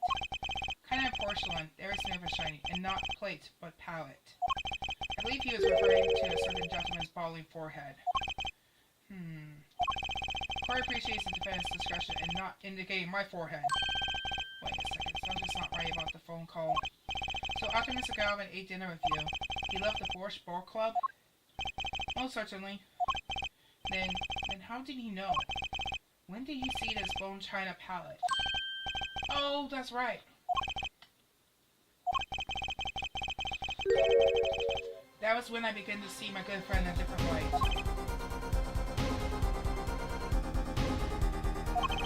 Trouble, I returned to the crime scene. When I spot Mr. Smith's head again, I realized exactly what's wrong. Well, Mr. Galvin, the stage has been set. Perhaps she would like to explain this to the court. Stuff like how do you come by your privileged knowledge of the victim's head? So, is this your reason? The reason why you put the victim's hat back on?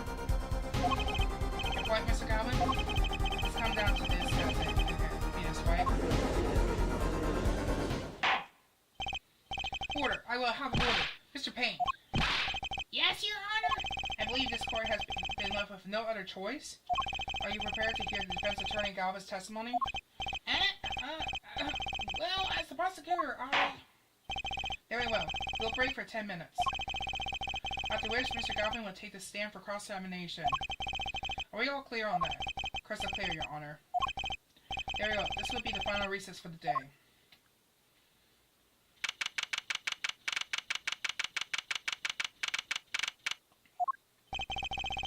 Mr. Galvin and Mr. Wright are both in the judge's chamber. Who would have thought that today would turn out like this? May I? Huh? What? Hello, sir. Please pick a card. What's all of this about? Is this one okay? Excellent. I have a message for you. The last hand is about to be played. You need a trump card to make it. A trump card? The card you have chosen is magical. Use it wisely, and the game is yours. That's all. An ace? Where do I remember that card from?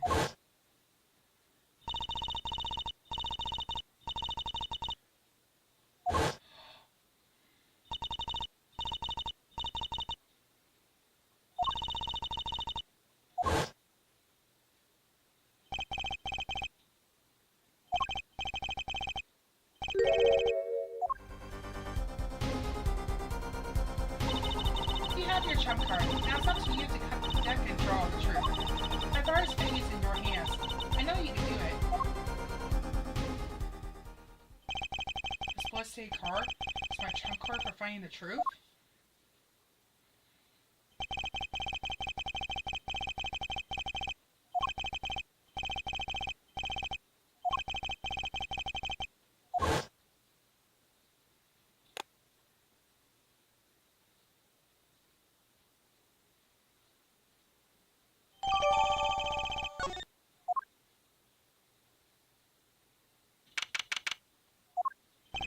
Court will now reconvene. Defense Attorney Christoph Galvin, will you please take the stand? Galvin, if you would, Mr. Payne. Yes, Your Honor. Will Mr. Witness state his name and occupation? Is this farce necessary, Your Honor? Believe me, far stranger things have gone on in this courtroom.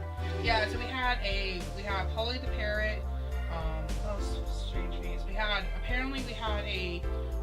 a court case that dealt with a flying magic trick. What else should I say at the top of my head? We found out that Manfred from Karma was actually the one who did the crimes. Yeah.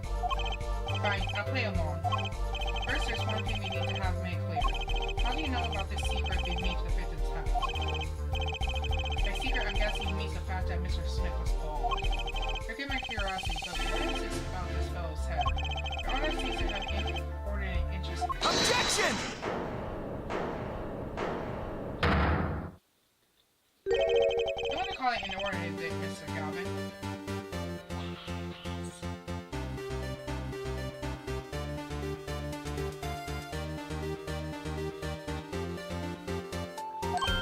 Mr. White! What do you think you're doing, Miss White? Wow, things sure look different from the other side. You know what I mean, Apollo? Speaking of looking from the other side, let's consider something for the second. Victim more that I had all night never once taken it wrong except for that one time. That one time being the instant he was hit? Oh! When Mr. Wright returned from recording the crime, the cat was lying on the floor. Mr. Wright picked it up and placed it on the victim's head.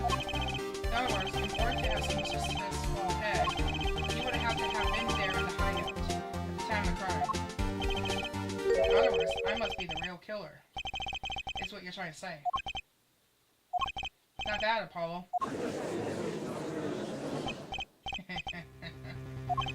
Mr. Galvin, I'm afraid that I haven't been entirely honest with the court. What? Oh? I assure you I had the noblest of intentions. I did it all to protect my client's rights. Yeah, I'm afraid in the current situation I see little reason to hide anything. Very well. Allow me to tell you the truth of what happened that night. Finally, you may begin your testimony. Tell us how you were involved in the defense of the fateful night.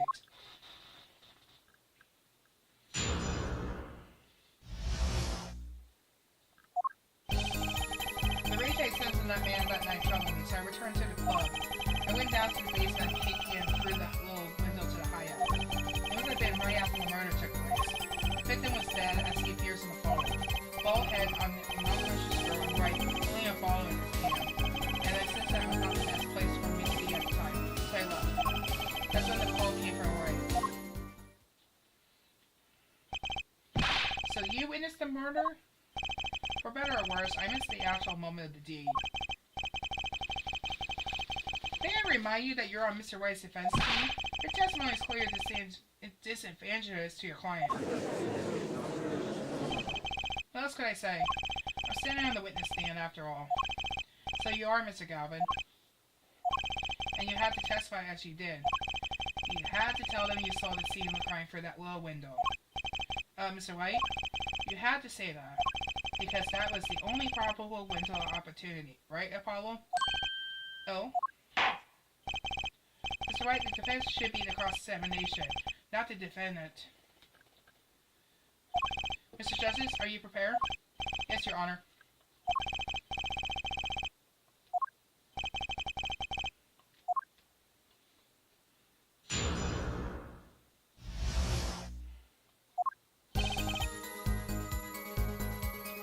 Hold it! That man, you mean Mr. Smith? He was different from the other customers, or should I say. I knew he was a serious poker player, but it was more than that. So then you knew the true nature of your client's job. Of course, but also knew he wasn't engaged in gambling, which would be illegal. Well, it makes sense that you know. They were friends, after all. Worried for my friend, I returned to the club. You see, I feared this Mr. Smith might be someone coming to settle a no score. You see, what happened then? Hold it! The little window? You mean the one you can keep watch up on the stairs? Yes, a relic of the ancient past. Black marketers used it, I believe. Why do you go through the trouble of peeking in through the window? Wouldn't it have been easier just to open the door and go into the room? I didn't want to upset White, you see. Upset Mr. White? Yes, what if my fears have been unfounded? I'll be walking in on their match, metaphor to say the least.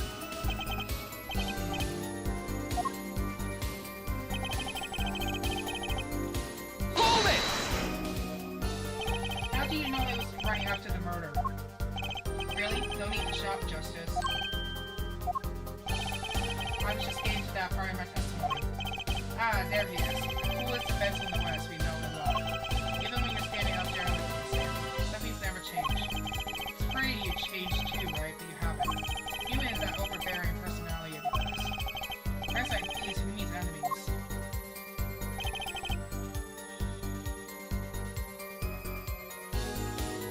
Hold it! By photo, you mean the second photograph of the crime scene?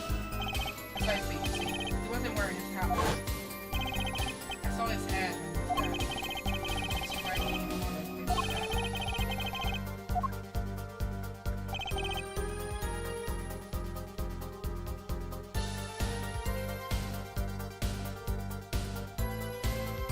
Hold it! Those were the only three at the scene of the crime? Yes, as far as I saw, at least. Back where we started. Whoever was the defendant, Venus White. Who else could have been? But why didn't you talk to the police? 2 reasons. First, I didn't actually witness the very moment of the crime. Second, my office was asked to defend White. Even after seeing that what I seen, I couldn't abandon my friend. Objection! There must have been someone else there at the moment of the crime. Since, as like you said, I saw no one, now I saw it. Ah yes, this mysterious fourth person. Who would an evening be to be the real killer, I suppose? Not to say we agree, Mr. Galvin. Let me pose a question then. Tell me. What possible reason did the real killer have to swap the cards and fit his hand? Perhaps you could show us a reason why such a thing would be necessary. Never recall, the card that was swapped out was the 5th ace.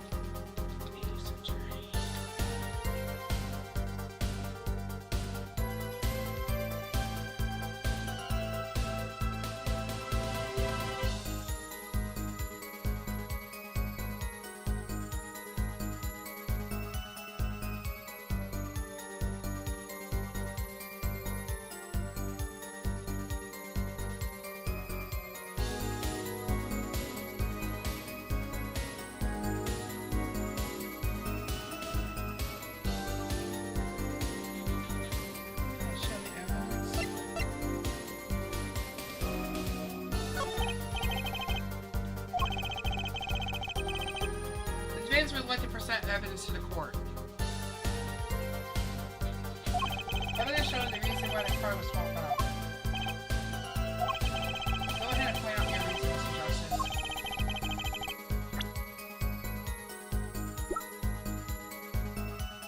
Take that! My reason is, this. Is that an ace? Why is it got blood on it? Right next to the spade.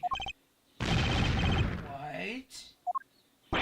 It's insane. Why wasn't I told about this? Why? Could this be the missing fifth ace? Conceivable. How could you? What are you doing with that card? Well, that's the thing. Why does it happen so upset? Just a fishing card from some fishing card. Oh, that card is mine. That is, I picked it up at the Horse Road Club that night after the murder occurred. I gave it to my daughter. First, I responded to Trey after all. Objection! No! Impossible! Unacceptable! Court can't accept this evidence as a fraud. Fraud? How can you be so sure? What? I would think the only person who could claim it was a fraud would be the one who took the real car from the crime scene, the real killer. Allow me to elaborate. What if this trace of blood was the reason? The reason for the killer to take a car from the scene of the crime. Where are you going with this? Take another look at the photo and have to fit this head. At the moment of the crime, his hat fell to the floor, and a trickle of blood ran from his forehead down the back of his head.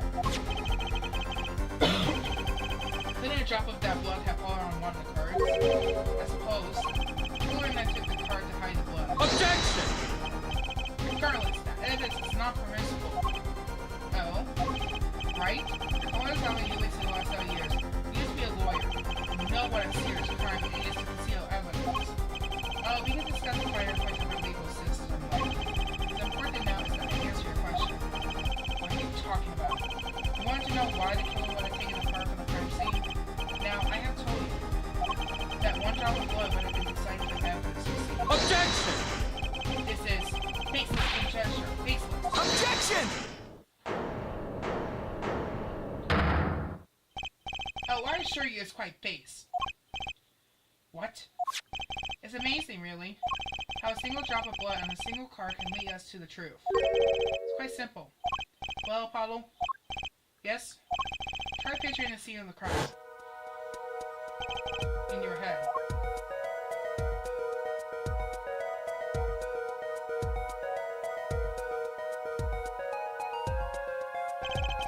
The murder took place in the hideout. The body of the luckless victim was found at the poker table, and before the killer swapped the card out, there was a single card with a drop of blood on it and Victor's hair. Given this, there is one decisive problem with the scene. But what is it? Let's keep it simple, shall we? Given that there was a drop of blood in the card, whose position in this diagram does it fit? Victim, supposed witness, or second witness? It'll be the victim. Take that! Well, isn't the victim's position that's the problem? Don't follow your logic here, Mr. Justice. Well, look at the victim who was struck on the head, sending him back in his chair. You think Amy blood will fall behind the body and not onto the table in front of him? Take a look at the photo again. If he bled in this position, the blood would fall on the floor, not on the cards. Why, that's right. So, what does this mean? Incidentally, we were sitting in scrollable chairs. Yeah, chairs like mine. Oh man. Apollo, try turning the chair around.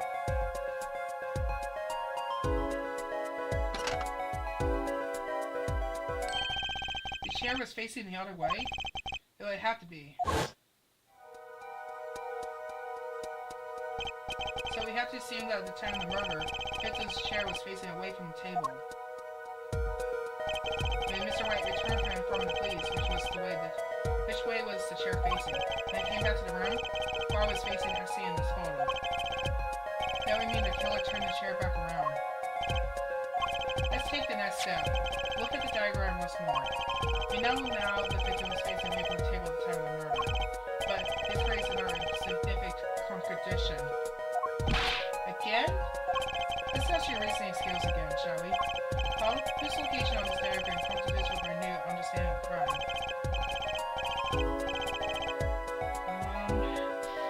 Hey Dark Legend, happy holidays. I think it would be...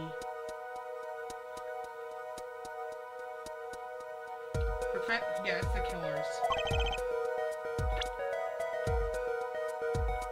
Take that!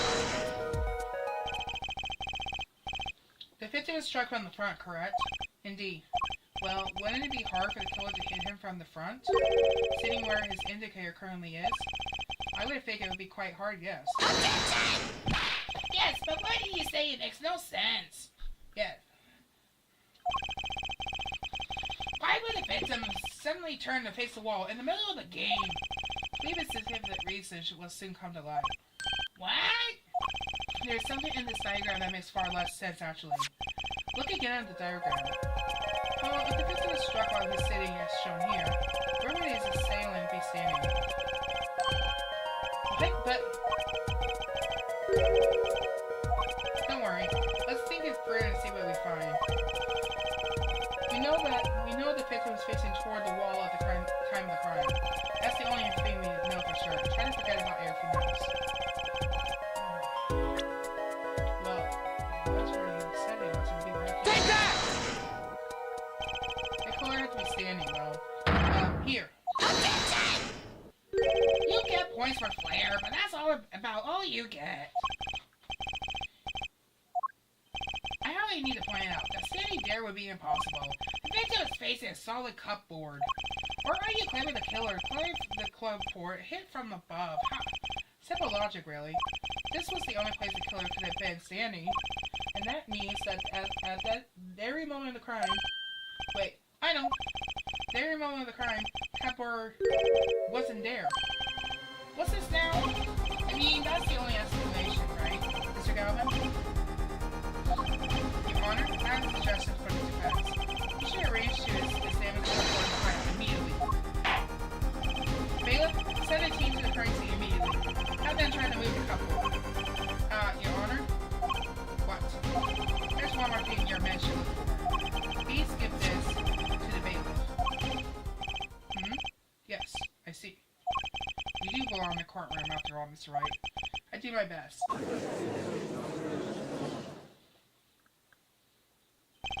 Well, let's forge ahead here while we wait.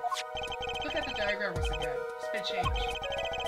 If the killer was standing here at the time of the crime, and this cupboard wasn't here, which means...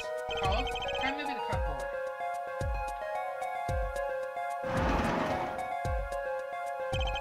Thank you. As you see, the cupboard was the problem. At the time of the murder, it has to be as shown here. Can you, Glitch, can you hear me okay? Now everything's in place to reconstruct the moment of the crime online. What's this? What is it now? Look at the diagram of the crime scene once more. Here's we found yet another contradiction. What I believe to be the final contradiction in fact. Notice something, Apollo? My introduction is rapidly approaching its logical conclusion. Now then, Mr. Justice, please point to the new contradiction indicator. The victim, the killer, the witness, the second witness.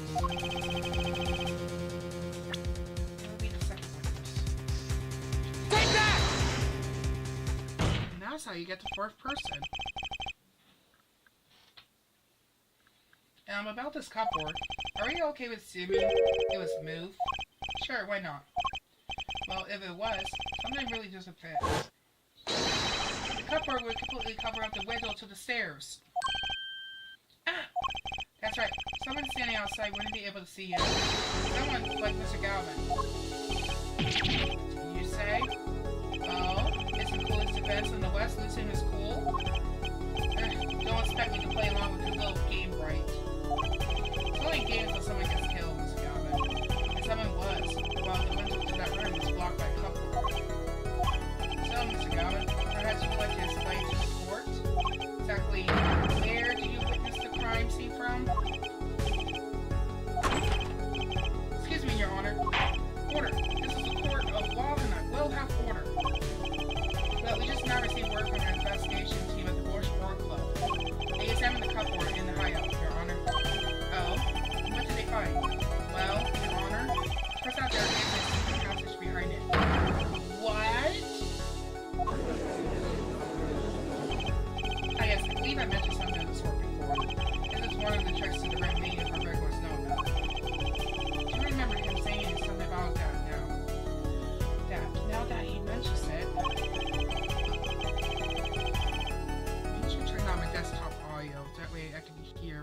clearly. Okay, can I be here more? Yes, I can. Secret passage is a handy thing to have when you have engaged in legal going-ons. You never know when you might need to duck away from the eyes of the law. So the room has a secret passage? Where does it go? The other side connects to the restaurant above. The underworld bosses could get away from the cops. Enjoy a cold bowl of borscht, no doubt. Just like our killer.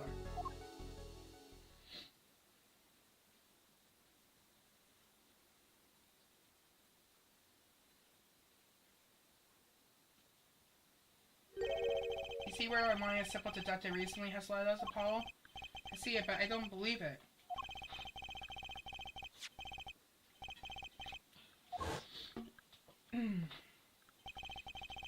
At the time of the murder, the window was blocked, the victim's hat was only off his head for a few moments between Mr. Smith's murder and Mr. Wright's return from calling the cops. In other words, the only place anyone could see the victim's bald head was from inside the hideout. Well, Mr. Galvin? Say something. Dare I ask what really happened that night? Actually, I think we could probably figure it out ourselves at this point. That night, for whatever reason, our killer had a date with Mr. Smith, a date with Destiny. Then he crouched, hidden in the secret passageway behind a cupboard, holding his breath, waiting for just the right moment. Then the chance came. He took it.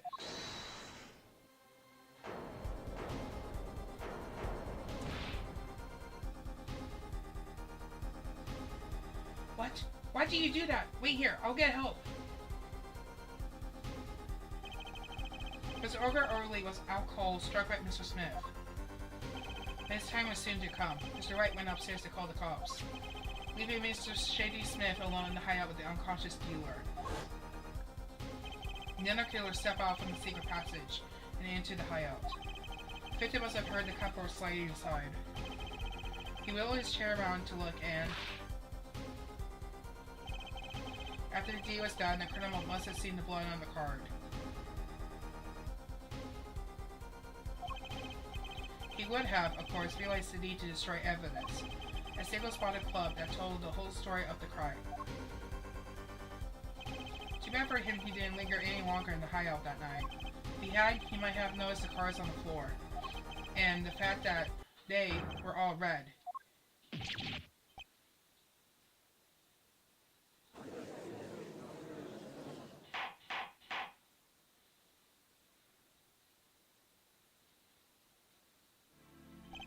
Well, it seems this trial is taking yet another turn. I'm truly sorry I had to see this day come, Mr. Galvin. Mr. Galvin? Mr. Payne? Yes, Your Honor? Prosecution will continue the investigation. As for Mr. Phoenix Wright, the defendant, he is hereby clear of all suspicion. Nice try.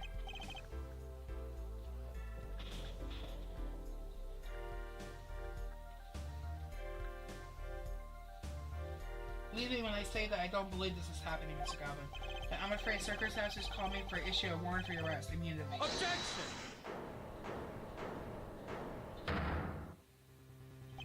Oh, no need to apologize. Rather enjoy myself. It's not every day you get to witness a legendary attorney's dirty tactics firsthand.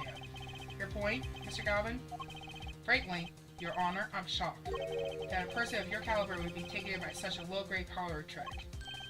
Excuse me? Defendant is clear of all suspicion? This is hardly the type of jokes, Your Honor. Mr. Wright hasn't proved anyone's guilt or innocence here. What he has done is used illegal evidence to put the blame on somebody else. Not just anyone else, but me, his own defense attorney. Illegal evidence? Objection! Let me ask you, Mr. Galvin. Is there still any reason at present to suspect me of wrongdoing? Of course, this bottle, for instance. Bottle of grape juice Mr. Wright was drinking? How do you intend to explain away the fingerprints on the murder weapon? Not just any fingerprints. Am I right, Mr. Payne? Actually, yes. The fingerprints on the bottle were, upside down. Court in this case demanded an explanation. I can think of only one reason why one would hold the bottle upside down. That is to hit someone with the bottom of the bottle. Well, Your Honor?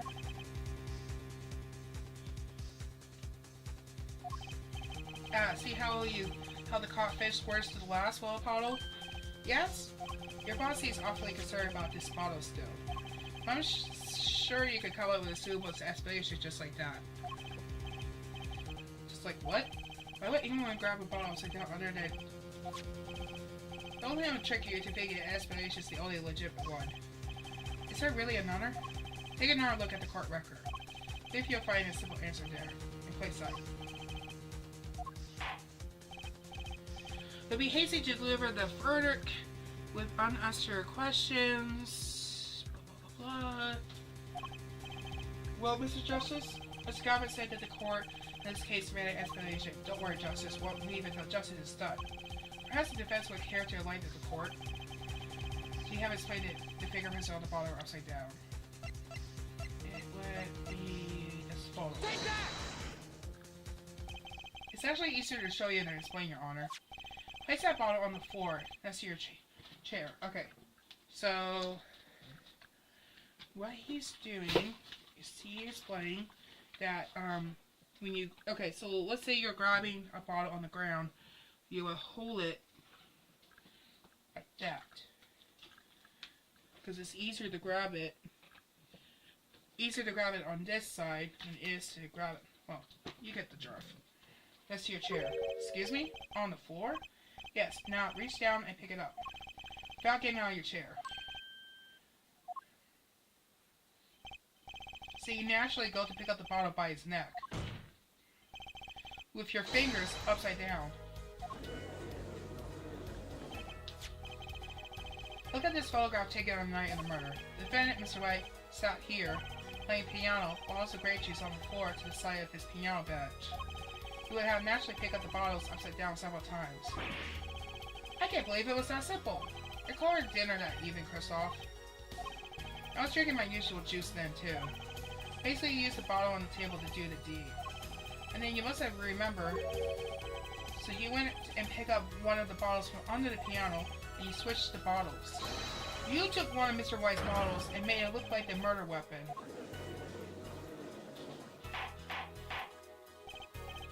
Order, order, order! What do you have to say to these charges, Mr. Galvin? Fascinating. So this is the legendary attorney's famed tactic of misdirection. What? You claim that I switched the bottle? Where's your proof? Alas, Spot, more baseless conjecture. I'm afraid your bottle of proof is quite empty. Objection! I wouldn't be so sure about that. Your Honor? When you initiated the investigation of the hideout earlier, do you recall I requested additional investigation? Ah, yes. I have your memo about that here. Retrieve the bottles from under the piano at the Borscht Bar Club. And here's one of the bottles in questions. What are you gonna do? Dust that for fingerprints too? It would be surprising anywhere on that but his. Mr. Gavin probably wouldn't make such a novel mistake true. That bottle wouldn't bear a trace of anything. Say, Apollo? Yes? Why don't you go ahead and examine that bottle? But why? Just humor me. Yes, please, humor him! That bottle will solve this case once and for all. What? That's some bottle. What?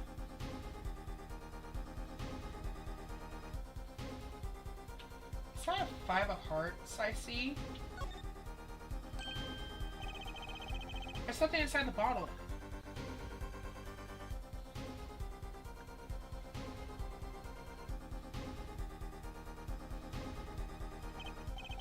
What's this?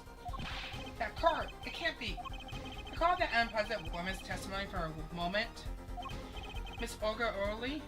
Yes, our little swindling I can't speak Russian. Deflacha? That night, I planted the card like I was supposed to, and White lost the last hand, just like he was supposed to. Miss Smith searched him, but the planted card was gone. Trap failed. Wait, this isn't... You're telling me that this is the planted card you disposed of? When you mentioned this piece of testimony? I happened to put my hand on my pocket, found a card. Yes, I snuck a peek at it and found it was 5 of hearts. I had a feeling something might happen, so I disposed of the card. For the game. Dispose? Where? There was an empty bottle of grape juice I had been drinking right beside me. Threw the card inside the bottle.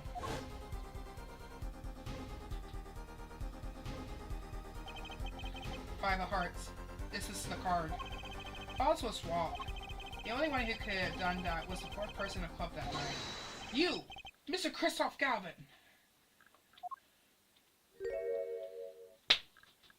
Oh.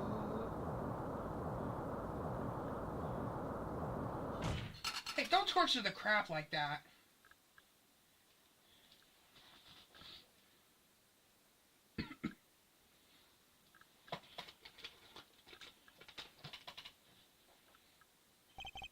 That's all.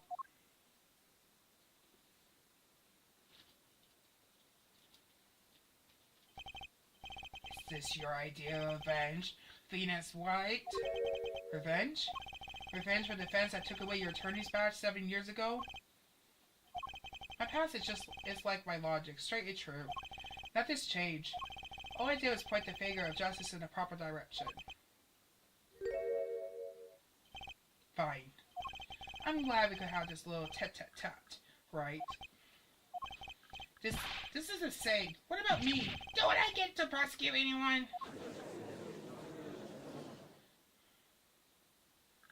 I believe this time we finally come to the end of our trial. Mr. Payne, do you have a report for us on Christoph Galvin? He's admitted to everything. We're processing him to arrest right now. I see, so. One has to wonder why would he do such a thing. Didn't even have the connection to the victim, did he? Not that we know of. Mr. Wright, have you anything to add? I'm afraid I can't shed any more light on the matter. About this victim, Mr. Shady Smith? His occupation was listed as traveler. Not all profession to be sure, and that's all we know about him. I'll arrange a follow-up investigation, Your Honor. Good. Mr. Wright? Yes? 7 years, and you still haven't lost your touch. Christoph Galvin was a man with much significance for me, both as a friend and a lawyer. He was extremely talented, to be sure. I needed 2 things before I could confront him. First was a place where no injustice would be tolerated, this courtroom. Second was a man who would tolerate no injustice.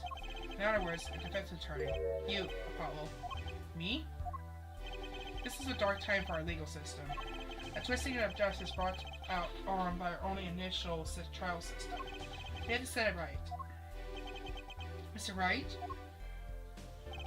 Our work was ahead of us, and I, for one, am looking forward to it.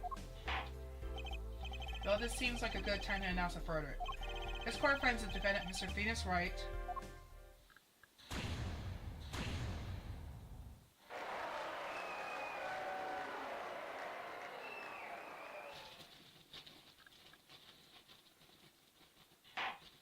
court is adjourned.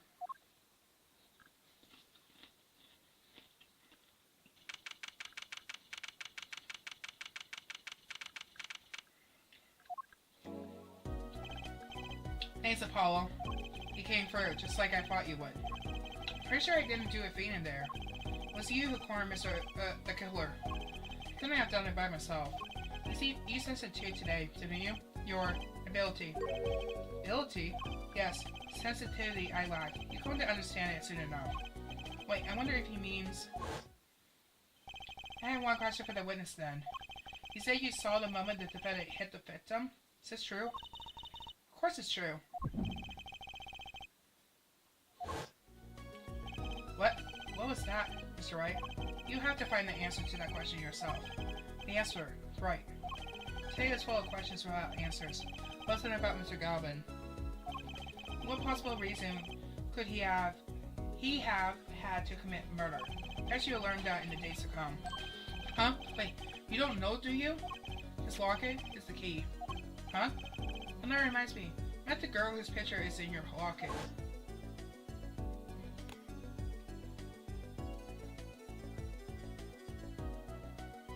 Your daughter, right? That's right, she's my daughter. You know, you were right about this locket. Huh? I took this off his neck the night he died. But it looks like our dear Russian scam artist saw me. The truth is, this locket really did belong to him. Wait, but that's perjury! You testified. You said that locket was yours. I said no such thing, actually. Huh? I merely said that it was a locket with my daughter's picture inside. It's not a decision, but a decision nonetheless. It's the truth. Wait, but then why? Why was the victim wearing a locket with a picture of your daughter inside it?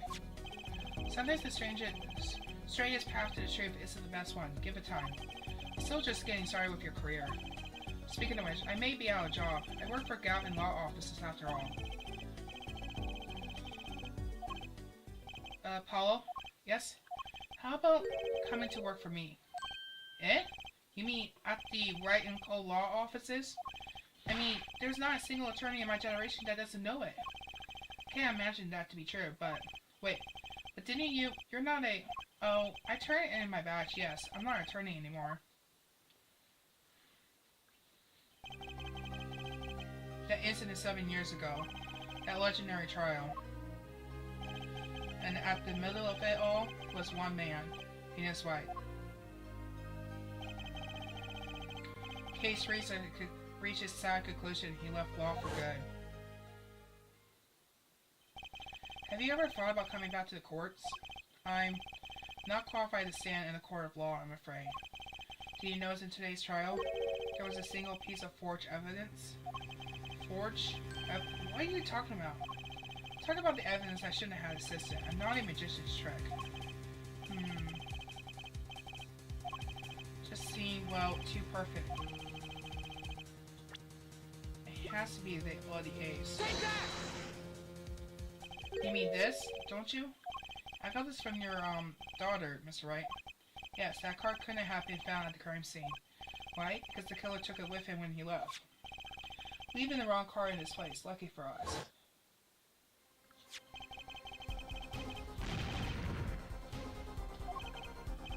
How can you be so sure? I would think the only person who could claim it was a fraud would be the one who took the real card from the crime scene, the real killer. My brother was already handed down 7 years ago. Then you really? Yes, I forged his card. One look at the crime scene should tell you it wasn't real. But you can't do something like that and call yourself an attorney. Who's calling themselves an attorney, Apollo? So it's true. The rumor is true. 7 years ago. None of that matters much now, does it?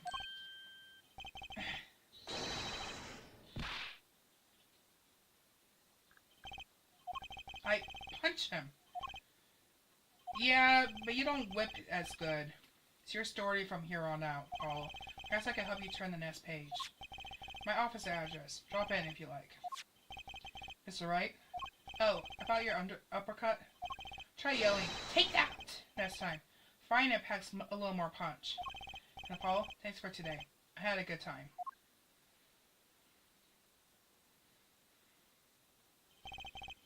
With that, Mr. Watt walked out the door. And that's how my first trial ended. A lot of mysteries went unsolved. And at the time, I had no idea they were all related. Every mystery that day, connected by a single thread of logic. I found that out soon enough. My name is Apollo Justice, turning out law. And this is how my story begins.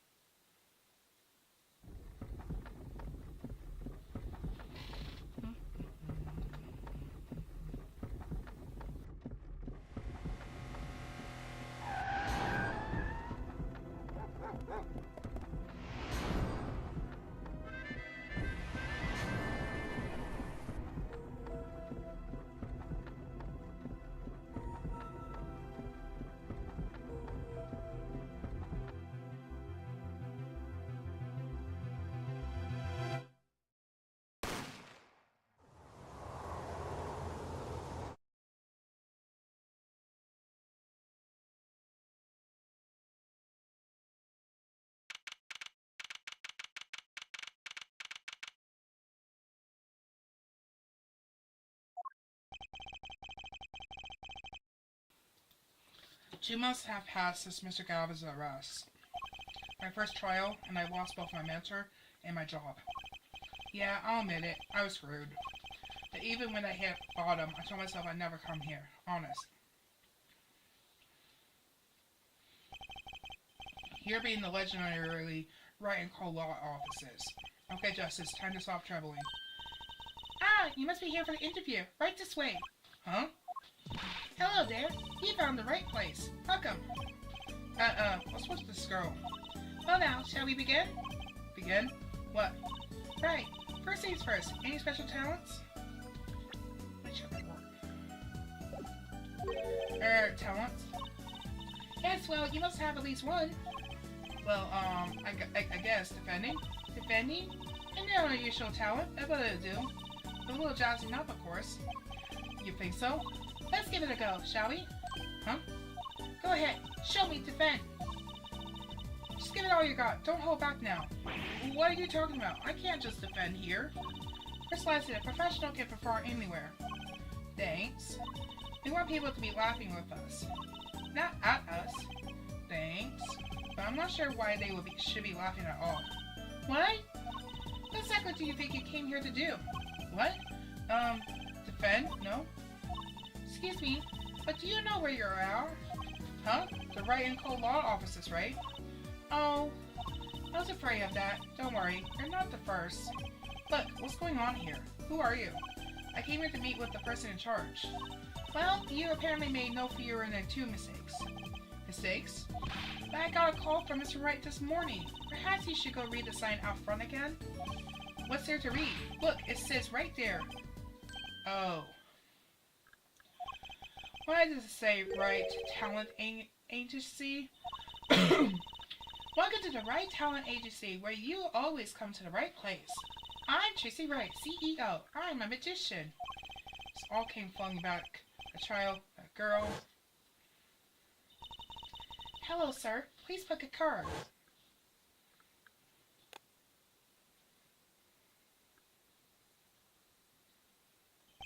That's right. She's my daughter. Tracy? Right. Here, check out our flyer. So, what's your name? Paulo Justice, attorney at law.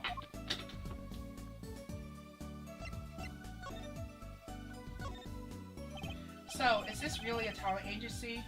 You bet. Yeah, he started it 7 years ago when he quit law. Of course, we only have 2 people sign up right now. 2 people? Does that include you? Tracy Wright, magician extraordinaire. I've done a lot of stage shows, paid too. I'm a professional, you know. Right. Promise you'll come to one of my shows, okay? Let's see. Oh, and the other person our agency represents is Penis Wright. Piano's extraordinaire. Your dad, in other words? Did you say he couldn't play the piano? Our agency doesn't see that as a problem. Why, there are many magicians who can't do magic. At least you're optimistic, so I'll give you that. So you're Venus Wright's daughter? That's right. After Daddy quit law 7 years ago, I promised I would keep him fed.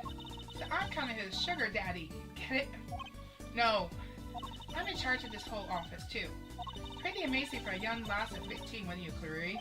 15? How old is Mr. Wright? Daddy? Oh, he's 33 this year.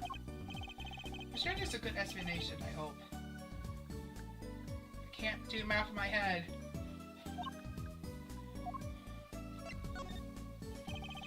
About Mr. Wright giving up law. It was because of that incident 7 years ago, wasn't it? You know about that? Not the details. I remember the news, though. It was a big deal. So I hear. I was too young to understand what was going on. I'll ask Daddy about it next time I get a chance. Daddy, right. That reminds me. About Mr. White. Give me a call this morning to come in. Daddy's not here right now. He's in the hospital. The hospital?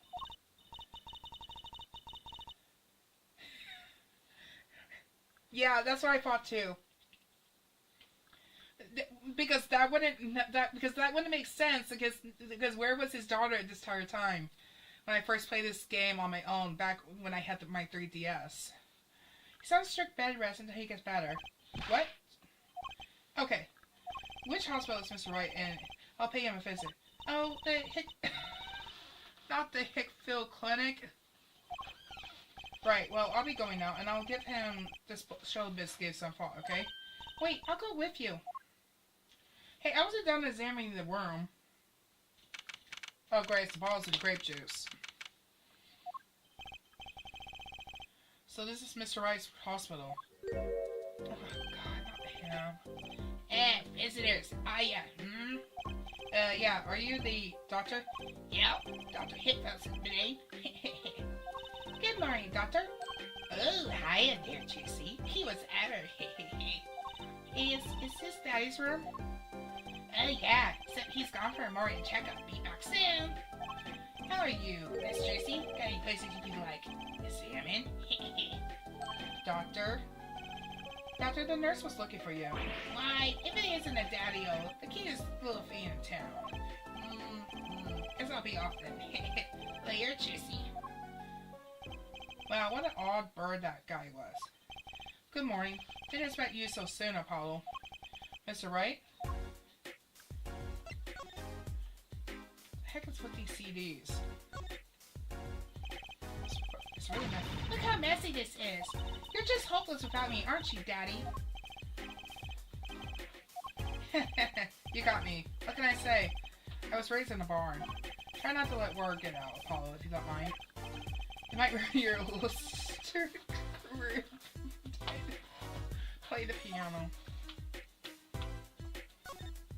Is that the Steel Samurai? Oh, I know that one. That's the... What? Sniffling Samurai? His booger flake attack is big hit with the gray scroll. Wow. Well, what else is there to do when you're stuck in bed?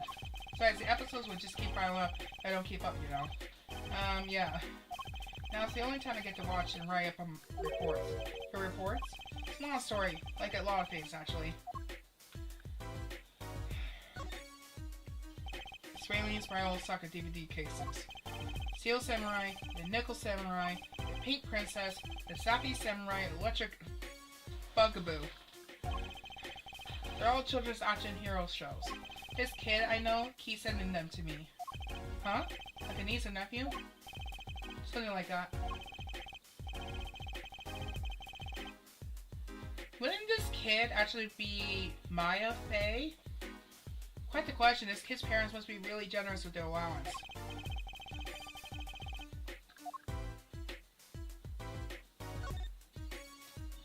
Ah! Daddy! You snuck some grape juice in again. Doctor said you weren't supposed to drink that here. Trucy, look at the label. Oh. Deep sea mineral water. That's fine, I guess. I switched the labels. Don't tell Trucy, okay? I don't think mineral water looks like grape. This looks like a child's toy piano. Gotta practice. When I want my fingers to get stiff. Pearl always keeps this weapon close at hand. Should I play you too? No thanks. How unfortunate. I so rarely get a chance to play. Okay. Trying to see what else is here. Doesn't look that dirty. So, what happened? Who could have imagined it? Me, the victim of a hit and run. A hit and... You were hit by a car? Oh, he tried to swerve. I gave him that. Picture me tossed 30 feet through the air. Only stopping when my head hit that telephone pole. You hit a telephone pole with your head? Are you okay? Thankfully, my only injury was a sprained ankle.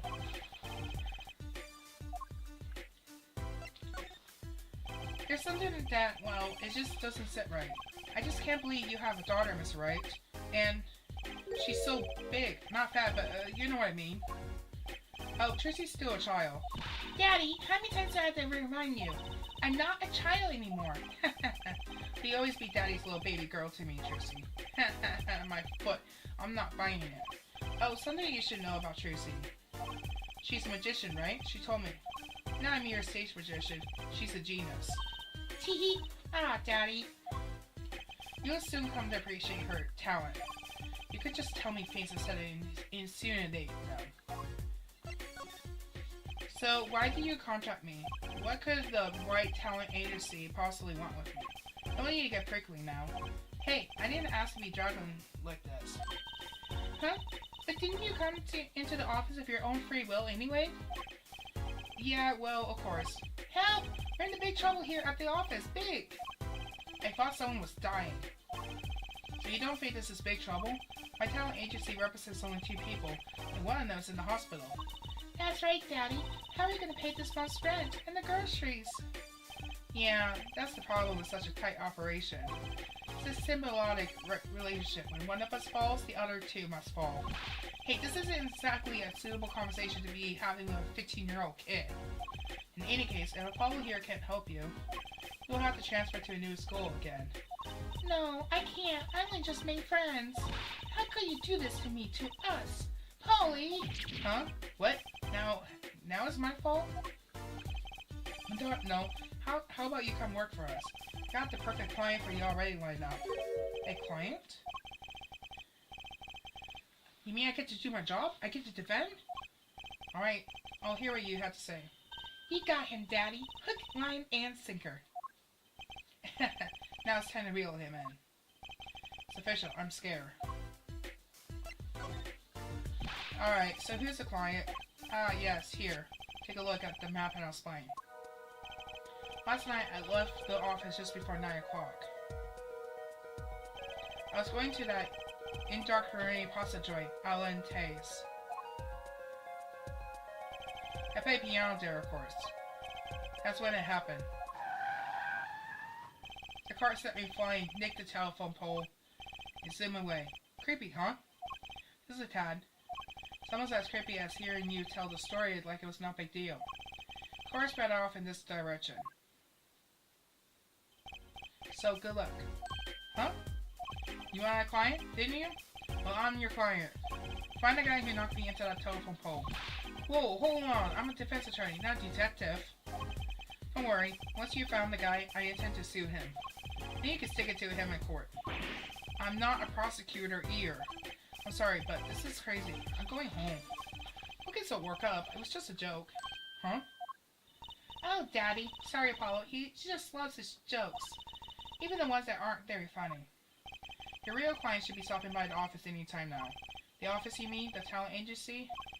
No harm in going. It's not like I have anything else to do. One more thing. Do look into my accident too, will you? I marked the scene of the tragedy on this map. Tragedy? You're still living! It's right in front of this park. Should be easy to find. Hey, Nora. It's going to make me investigate this after all.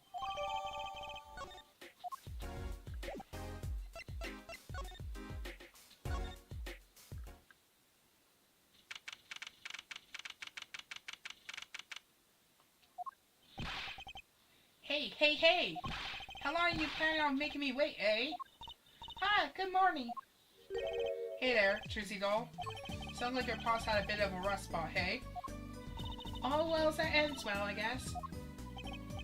This is our client? Hey, so this is the Apollo fellow, eh?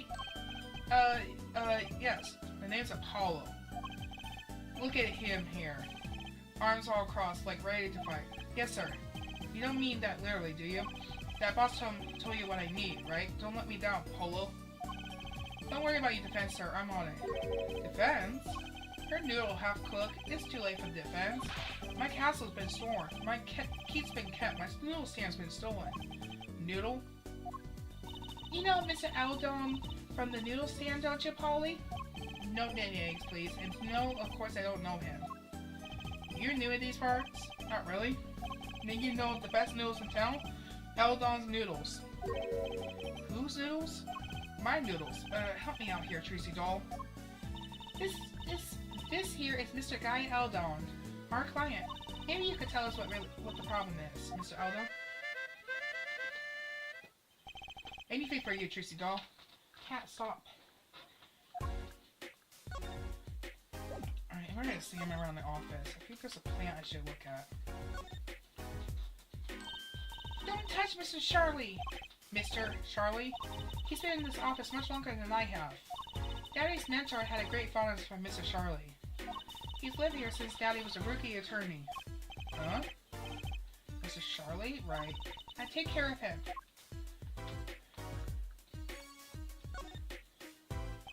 Strange split boss leers at me from the wall. Is this one of those bosses for cutting people half? That's right. This cover is used for an illusion called the zigzag. I see one on TV, but why is one just sitting here in your office? It was a little big for me, you see. So I'm using it as furniture. Hats on the top, shirts in the middle, pants down below. I think it's a nice touch, don't you?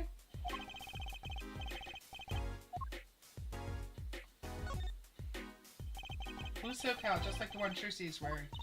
Oh, that's just for show. Don't worry, please. I put it there so clients can see and know who I am. I have to say, magician like a silk top hat. Okay. That's one of those hula hoops phase everyone was crazy about way back then. Really? I had no idea these were that popular. I'm not so bad with one myself, actually. Eh? I'm still learning. So you can really make somebody levitate with it? Show me. Huh? I have no idea how. It's just a normal hula hoop.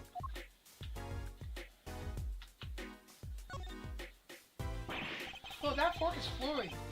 Not? Why do you have a plate of plastic spaghetti here? Right there is a whole reason I became a magician. Do tell. Saw a plate just like that in the restaurant once. The floating fork looks so real, that's what I knew. Something? I'll make magic more amazing than that with spaghetti. Oh, who's this guy? An old sepia-tinted photo of a man in a silk top hat? That's my favorite magician. I might be just like him someday. How rude.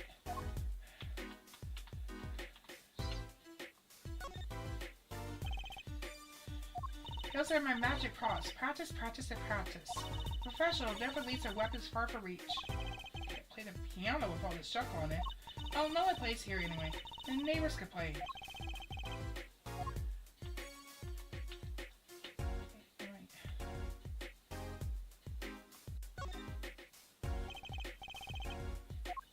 You never seen one of these? It's a magic table. So, like, you make this teapot disappear?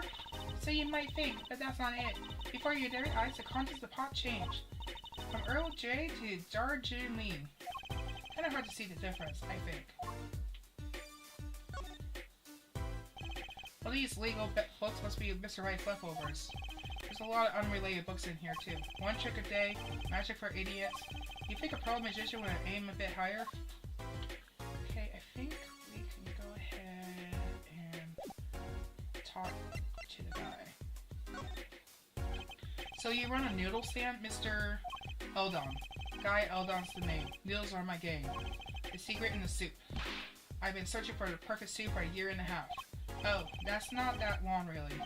My family's been noodle man for generations. Got a lot of expectation on my shoulders. 15 fathers passing the noodle to 15 sons. That's pretty old noodle. I am the fool that I was. I pushed it away. I rebelled against my pops to pick another livelihood. But that didn't turn out so well. Oh? There was no denying it. Salty broth runs through these veins, boy. So? It was like destiny that you became what you are. Right, destiny is the word. Oh, I fought it. But in the end, I was bound by the twisted noodle of fate. Not a mental image I care to linger on. So last year, I started my noodle stand. The 15th generation of the Eldon noodles. So tell me more about Eldon noodles. You don't know the genius that are my noodles? I make them so salty, why they're saltier than salt. I really don't want to find out. Daddy's a regular at his noodle stand. He frequented my pop stand back during his tyranny days too. Yep, him and his assistant. I'm sorry. I'll be sure to drop by your stand soon. Wish you could, Sonny. Eh? Heck, I wish I could. I'll get anything for a bowl out now. What do you mean? It was stolen. My stand. Gone. Stolen? It was last night. I was doing my rounds, blowing my whistle. It's like an ice cream truck's bell, but louder. He even gets complaints. Heh, now you're just trying to butter me up. I sound more like blues than a whistle. I closed up my stand for the night and parked by the house. Then, this morning, dark and early, it was gone. My keep. My castle.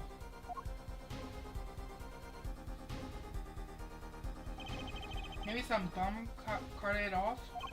Just guessing here. Though, I don't care who did it. Without that stand, I'm finished. All my noodles were in there too. That's the saddest thing I heard all day. You know what? Anyhow, that's the deal. Good luck. Good. Huh? Wait. What exactly is your request? A noodle stand. Fine it. The day you bring my baby back is the day you feast on as many noodles as you want. Of course, I have to make it so hot and salty. 2 bowls kill a man. Then I really need defense. Speaking of defense, that's what I do. I'm a lawyer, not a detective. This is where I live. You drop by if you need any info, okay?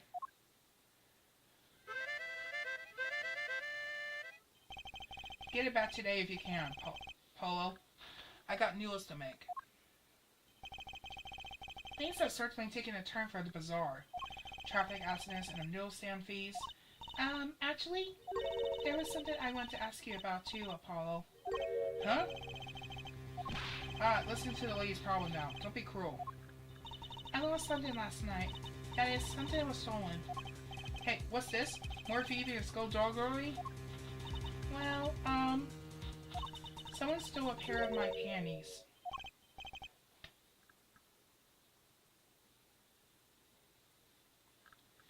Panties? So they were, stolen your... My panties, yes. Right, panties. That's a crying shame, that is, Trucy doll. I was alone in the office last night. I had hung my panties out the window there to dry. When the thief came and took them, my favorite panties. I ran after him. Get those back! I shouted. Wait! Well, that was certainly brave of you. Then I lost him. Without those panties, I don't know what I would do. What's so special about the panties? You'll find out in a moment. A darn crying shame, yup. Well, at least the scene of the crying is convenient. I'll mark it on your map. I'll be heading home now. Remember, find my stand or there's an empty bowl in your future, Polo. Right. And you'll help out Trucy doll here, too. You hear? Things that certainly pick up have they? Did I put that one game away? Yeah, I did. Okay. We had no work yesterday, and now we have 3 cases. I guess. Let's see where we stand. Not in the courtroom, that's where. Well, first item on the list is Phoenix Wright. Daddy's hit and run Phoenix Wright. Daddy's hit and run accident. I have to find the one who hit him. Who's going to pay us for this again? And the second item? Mr. Aldon's request to find his stolen stand, for which we stand the game, a bowl of salty noodles.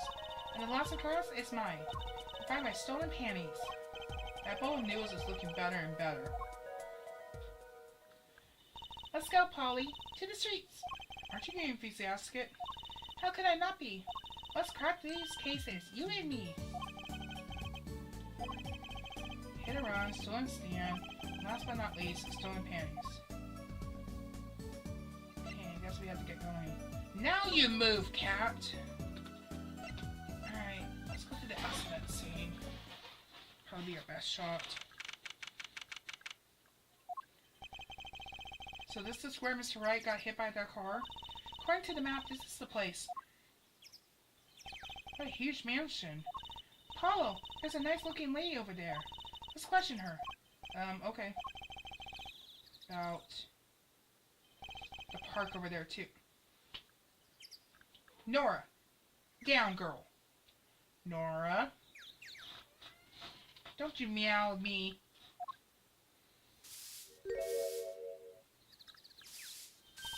Excuse me, can we have a few words with you? You want something? Whoa, that husky voice. Why am I suddenly sweating? That's quite a house you got there. You must have a lot of money. I think my cat is taking lessons from Nora. Yeah, she's like sitting right on top of the TV, on the TV stand. Whoa, money sounds like something my son would call his friends. This is the Kentucky family mansion, little girl. Huh? You, kid with the hair. You want something? Me? No, not a thing, bye. Apollo, we can't leave without questioning her. What if she knows something?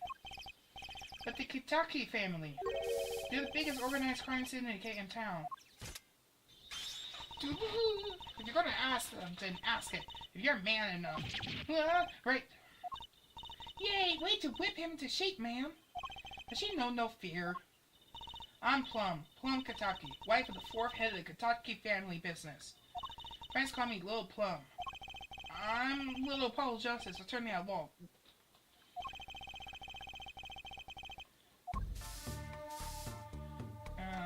Let's examine the place first. So we got these paint cans. There's paint splash all over this gate. What a mess. Was this paint knocked over by the car that hit my daddy? That's right. And I'm left to clean up the mess. If you find whoever did this, bring the scoundrel by, will you? Of course, and you can make them clean up their own mess. You're cute. Naive, but cute. When I find whoever did this, you can bet I'll be doing some cleaning. Keep that sword away from me, lady. There's nothing I dislike so much. It's a mess. Oh? I wish I could say cool things like that.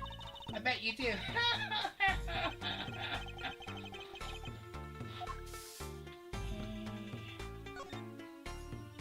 Wow, what a big house, and the gate is so big.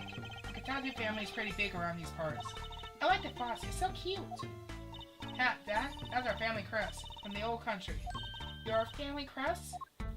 We're clever as a fox, and our teeth are sharp. So it's like a model. You need a crest too, Mahalo? Oh, how about the Scales of Justice, or Lunar Lander? I'll pass, thanks. Let's see. Let me look at this. Nope.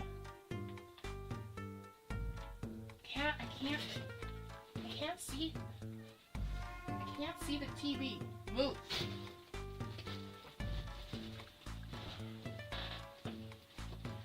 Let's see.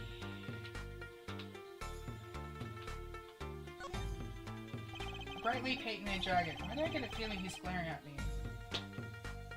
Nora! Nora? Down! Those paints must have been to repaint this wall. That's right. I call it an artist to do the job right. He's the first so far. The third? The first spilled paint all over the entrance here. The second on my kimono, so I... No, don't tell me. It's better that I don't know. Okay, we better talk to this lady then. Oh...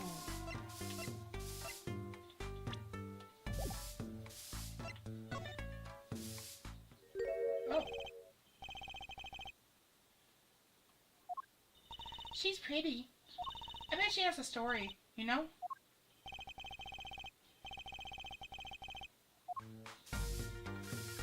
Okay, we better go talk to Little Plum? That's a really cute name for someone so... Yes? Whoa! What is it, Apollo? How about you go through me when talking to her, okay, Trucy? Huh? That seems like a bit of a needless procedure. I'm a lawyer. I live for needless procedures. Oh, little girl, you should know. We're gangsters. Gangs? Oh, that means you're the bad guys. Trucy, through me, please. I'm begging you here. The bad guys. I like the sound of that. It takes a lot of hard work to protect the family fortune.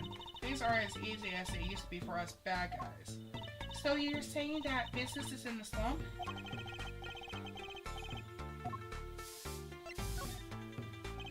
So, there was supposedly a car accident here last night? Last night? Of course, you wouldn't know anything about it. I'm sorry about you. Wait. Yes? You're talking about that man, aren't you? The one who flew 30 feet and just walked away? That's my daddy! I should have known. One of our capos thought he'd make a great point man. Capo? Point man? Could you avoid using too much, industry lingo? In any case, it's been nothing but trouble. I've been cleaning up this mess since morning. Cleaning up this paint? Was this paint spilled at the time of the accident? It was around 9 last night. I heard crashing and noise. I found your father drowning in the sea of pain. So you came to his rescue? You, my husband, the boss to thank for that. The car that hit your father knocked over this paint. Then turned the corner and sped away. We're in the middle of repainting our wall, you see. But why are you out here cleaning it up? What do you mean? I mean, aren't you a gangster? Don't you have any goons to do your dirty work for you? Please, go through me when you want to. Don't be such a stiff lawyer boy. I suppose we gangsters do have a certain image. Yes, but we're community-oriented gangsters, you see. The boss likes to give back to the people, see? How noble of him. I evaded myself out of the public facilities to get rid of all garbage. Now there's just the paint on the street to deal with. Public facilities? I wonder if she means that trash can.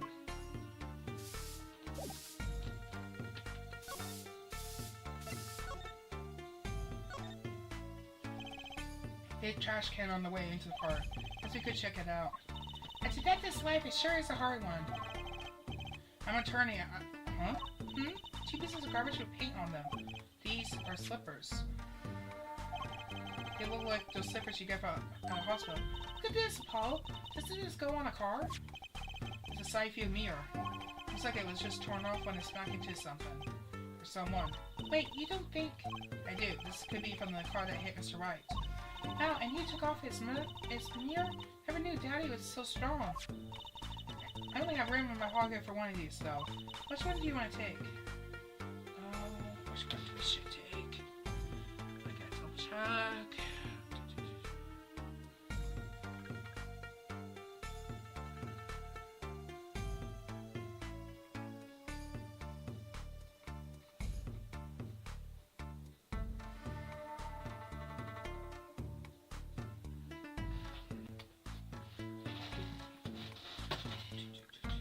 Which one was this again? Police attorney.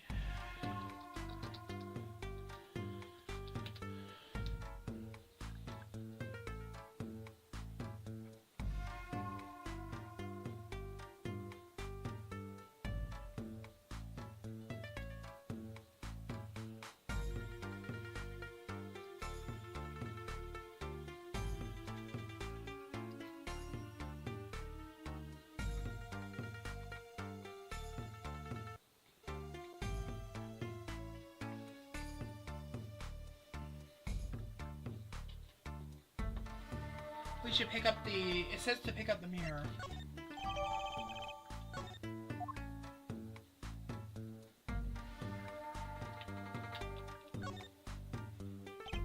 Looks like there's some trouble by the park gate. I saw an incident. Ma'am, there's no entry to the park. Now don't you tell me where I can go, young fella! I always walk through this park on my way home. Please, get down from there. You'll hurt yourself, ma'am. Personally, I'm a little more interested in this park. You know what I figured? I bet they're filming a Melody. Let's go take a look. Maybe we'll see some fans. Hey, miss, stay out of the park. He got mad at me. Did something happen here, officer? Huh? No, move along. Nothing to see. Why don't you kids go play somewhere else? We're not kids and we're not playing. I'm an attorney. Something wrong? Ah, it's Detective Sky. We're fine, ma'am. Hunting report. Detective? Why is she wearing a lab coat? I hardly wanted to comment on how people are dressed. And these kids are curiosity seekers, ma'am. They claim to be lawyers. Ah, why don't you kids run along and play somewhere else? Look, we're not. Or I might spill something on that pretty face of yours. When it does experimental hydroxy limited dose trace. Come again? What's the hydroxy stuff? Whatever it is, it doesn't sound good. Let's go, Tracy. Try to keep out of the riffraff if you would. Yes, ma'am. Grr, how are we going to get more information like this? Why don't we ask that nice woman across the street?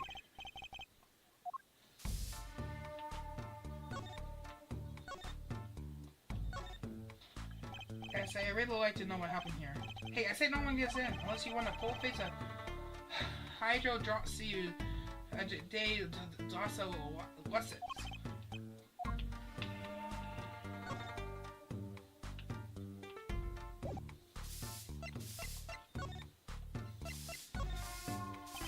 Can I ask you a question? What? What happened in the park across the street? Oh yes, quite the commotion. Chicago lightning, as the boss would say.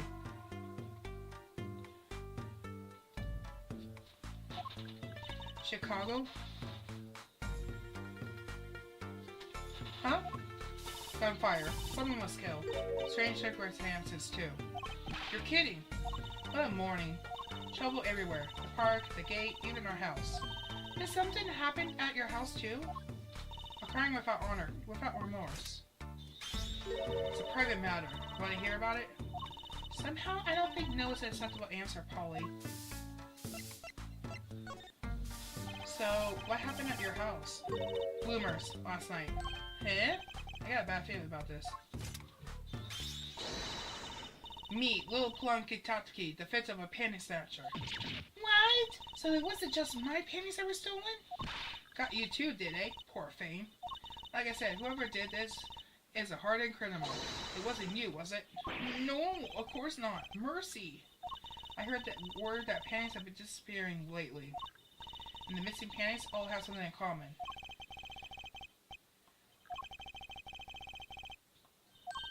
I know, we'll find your bloomers too. Great.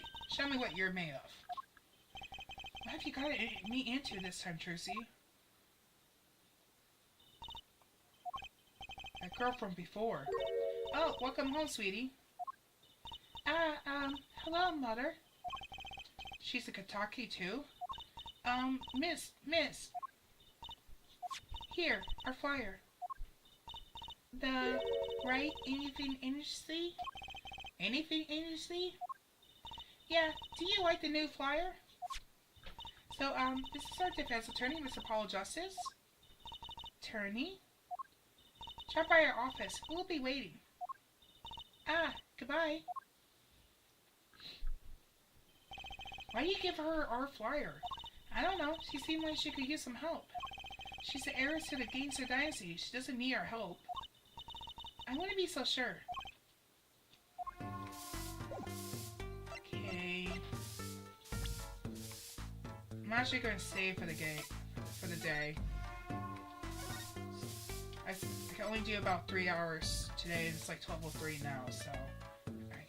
Let's go ahead and save. I'll come back to this. Yes, I already saved. Oh my goodness.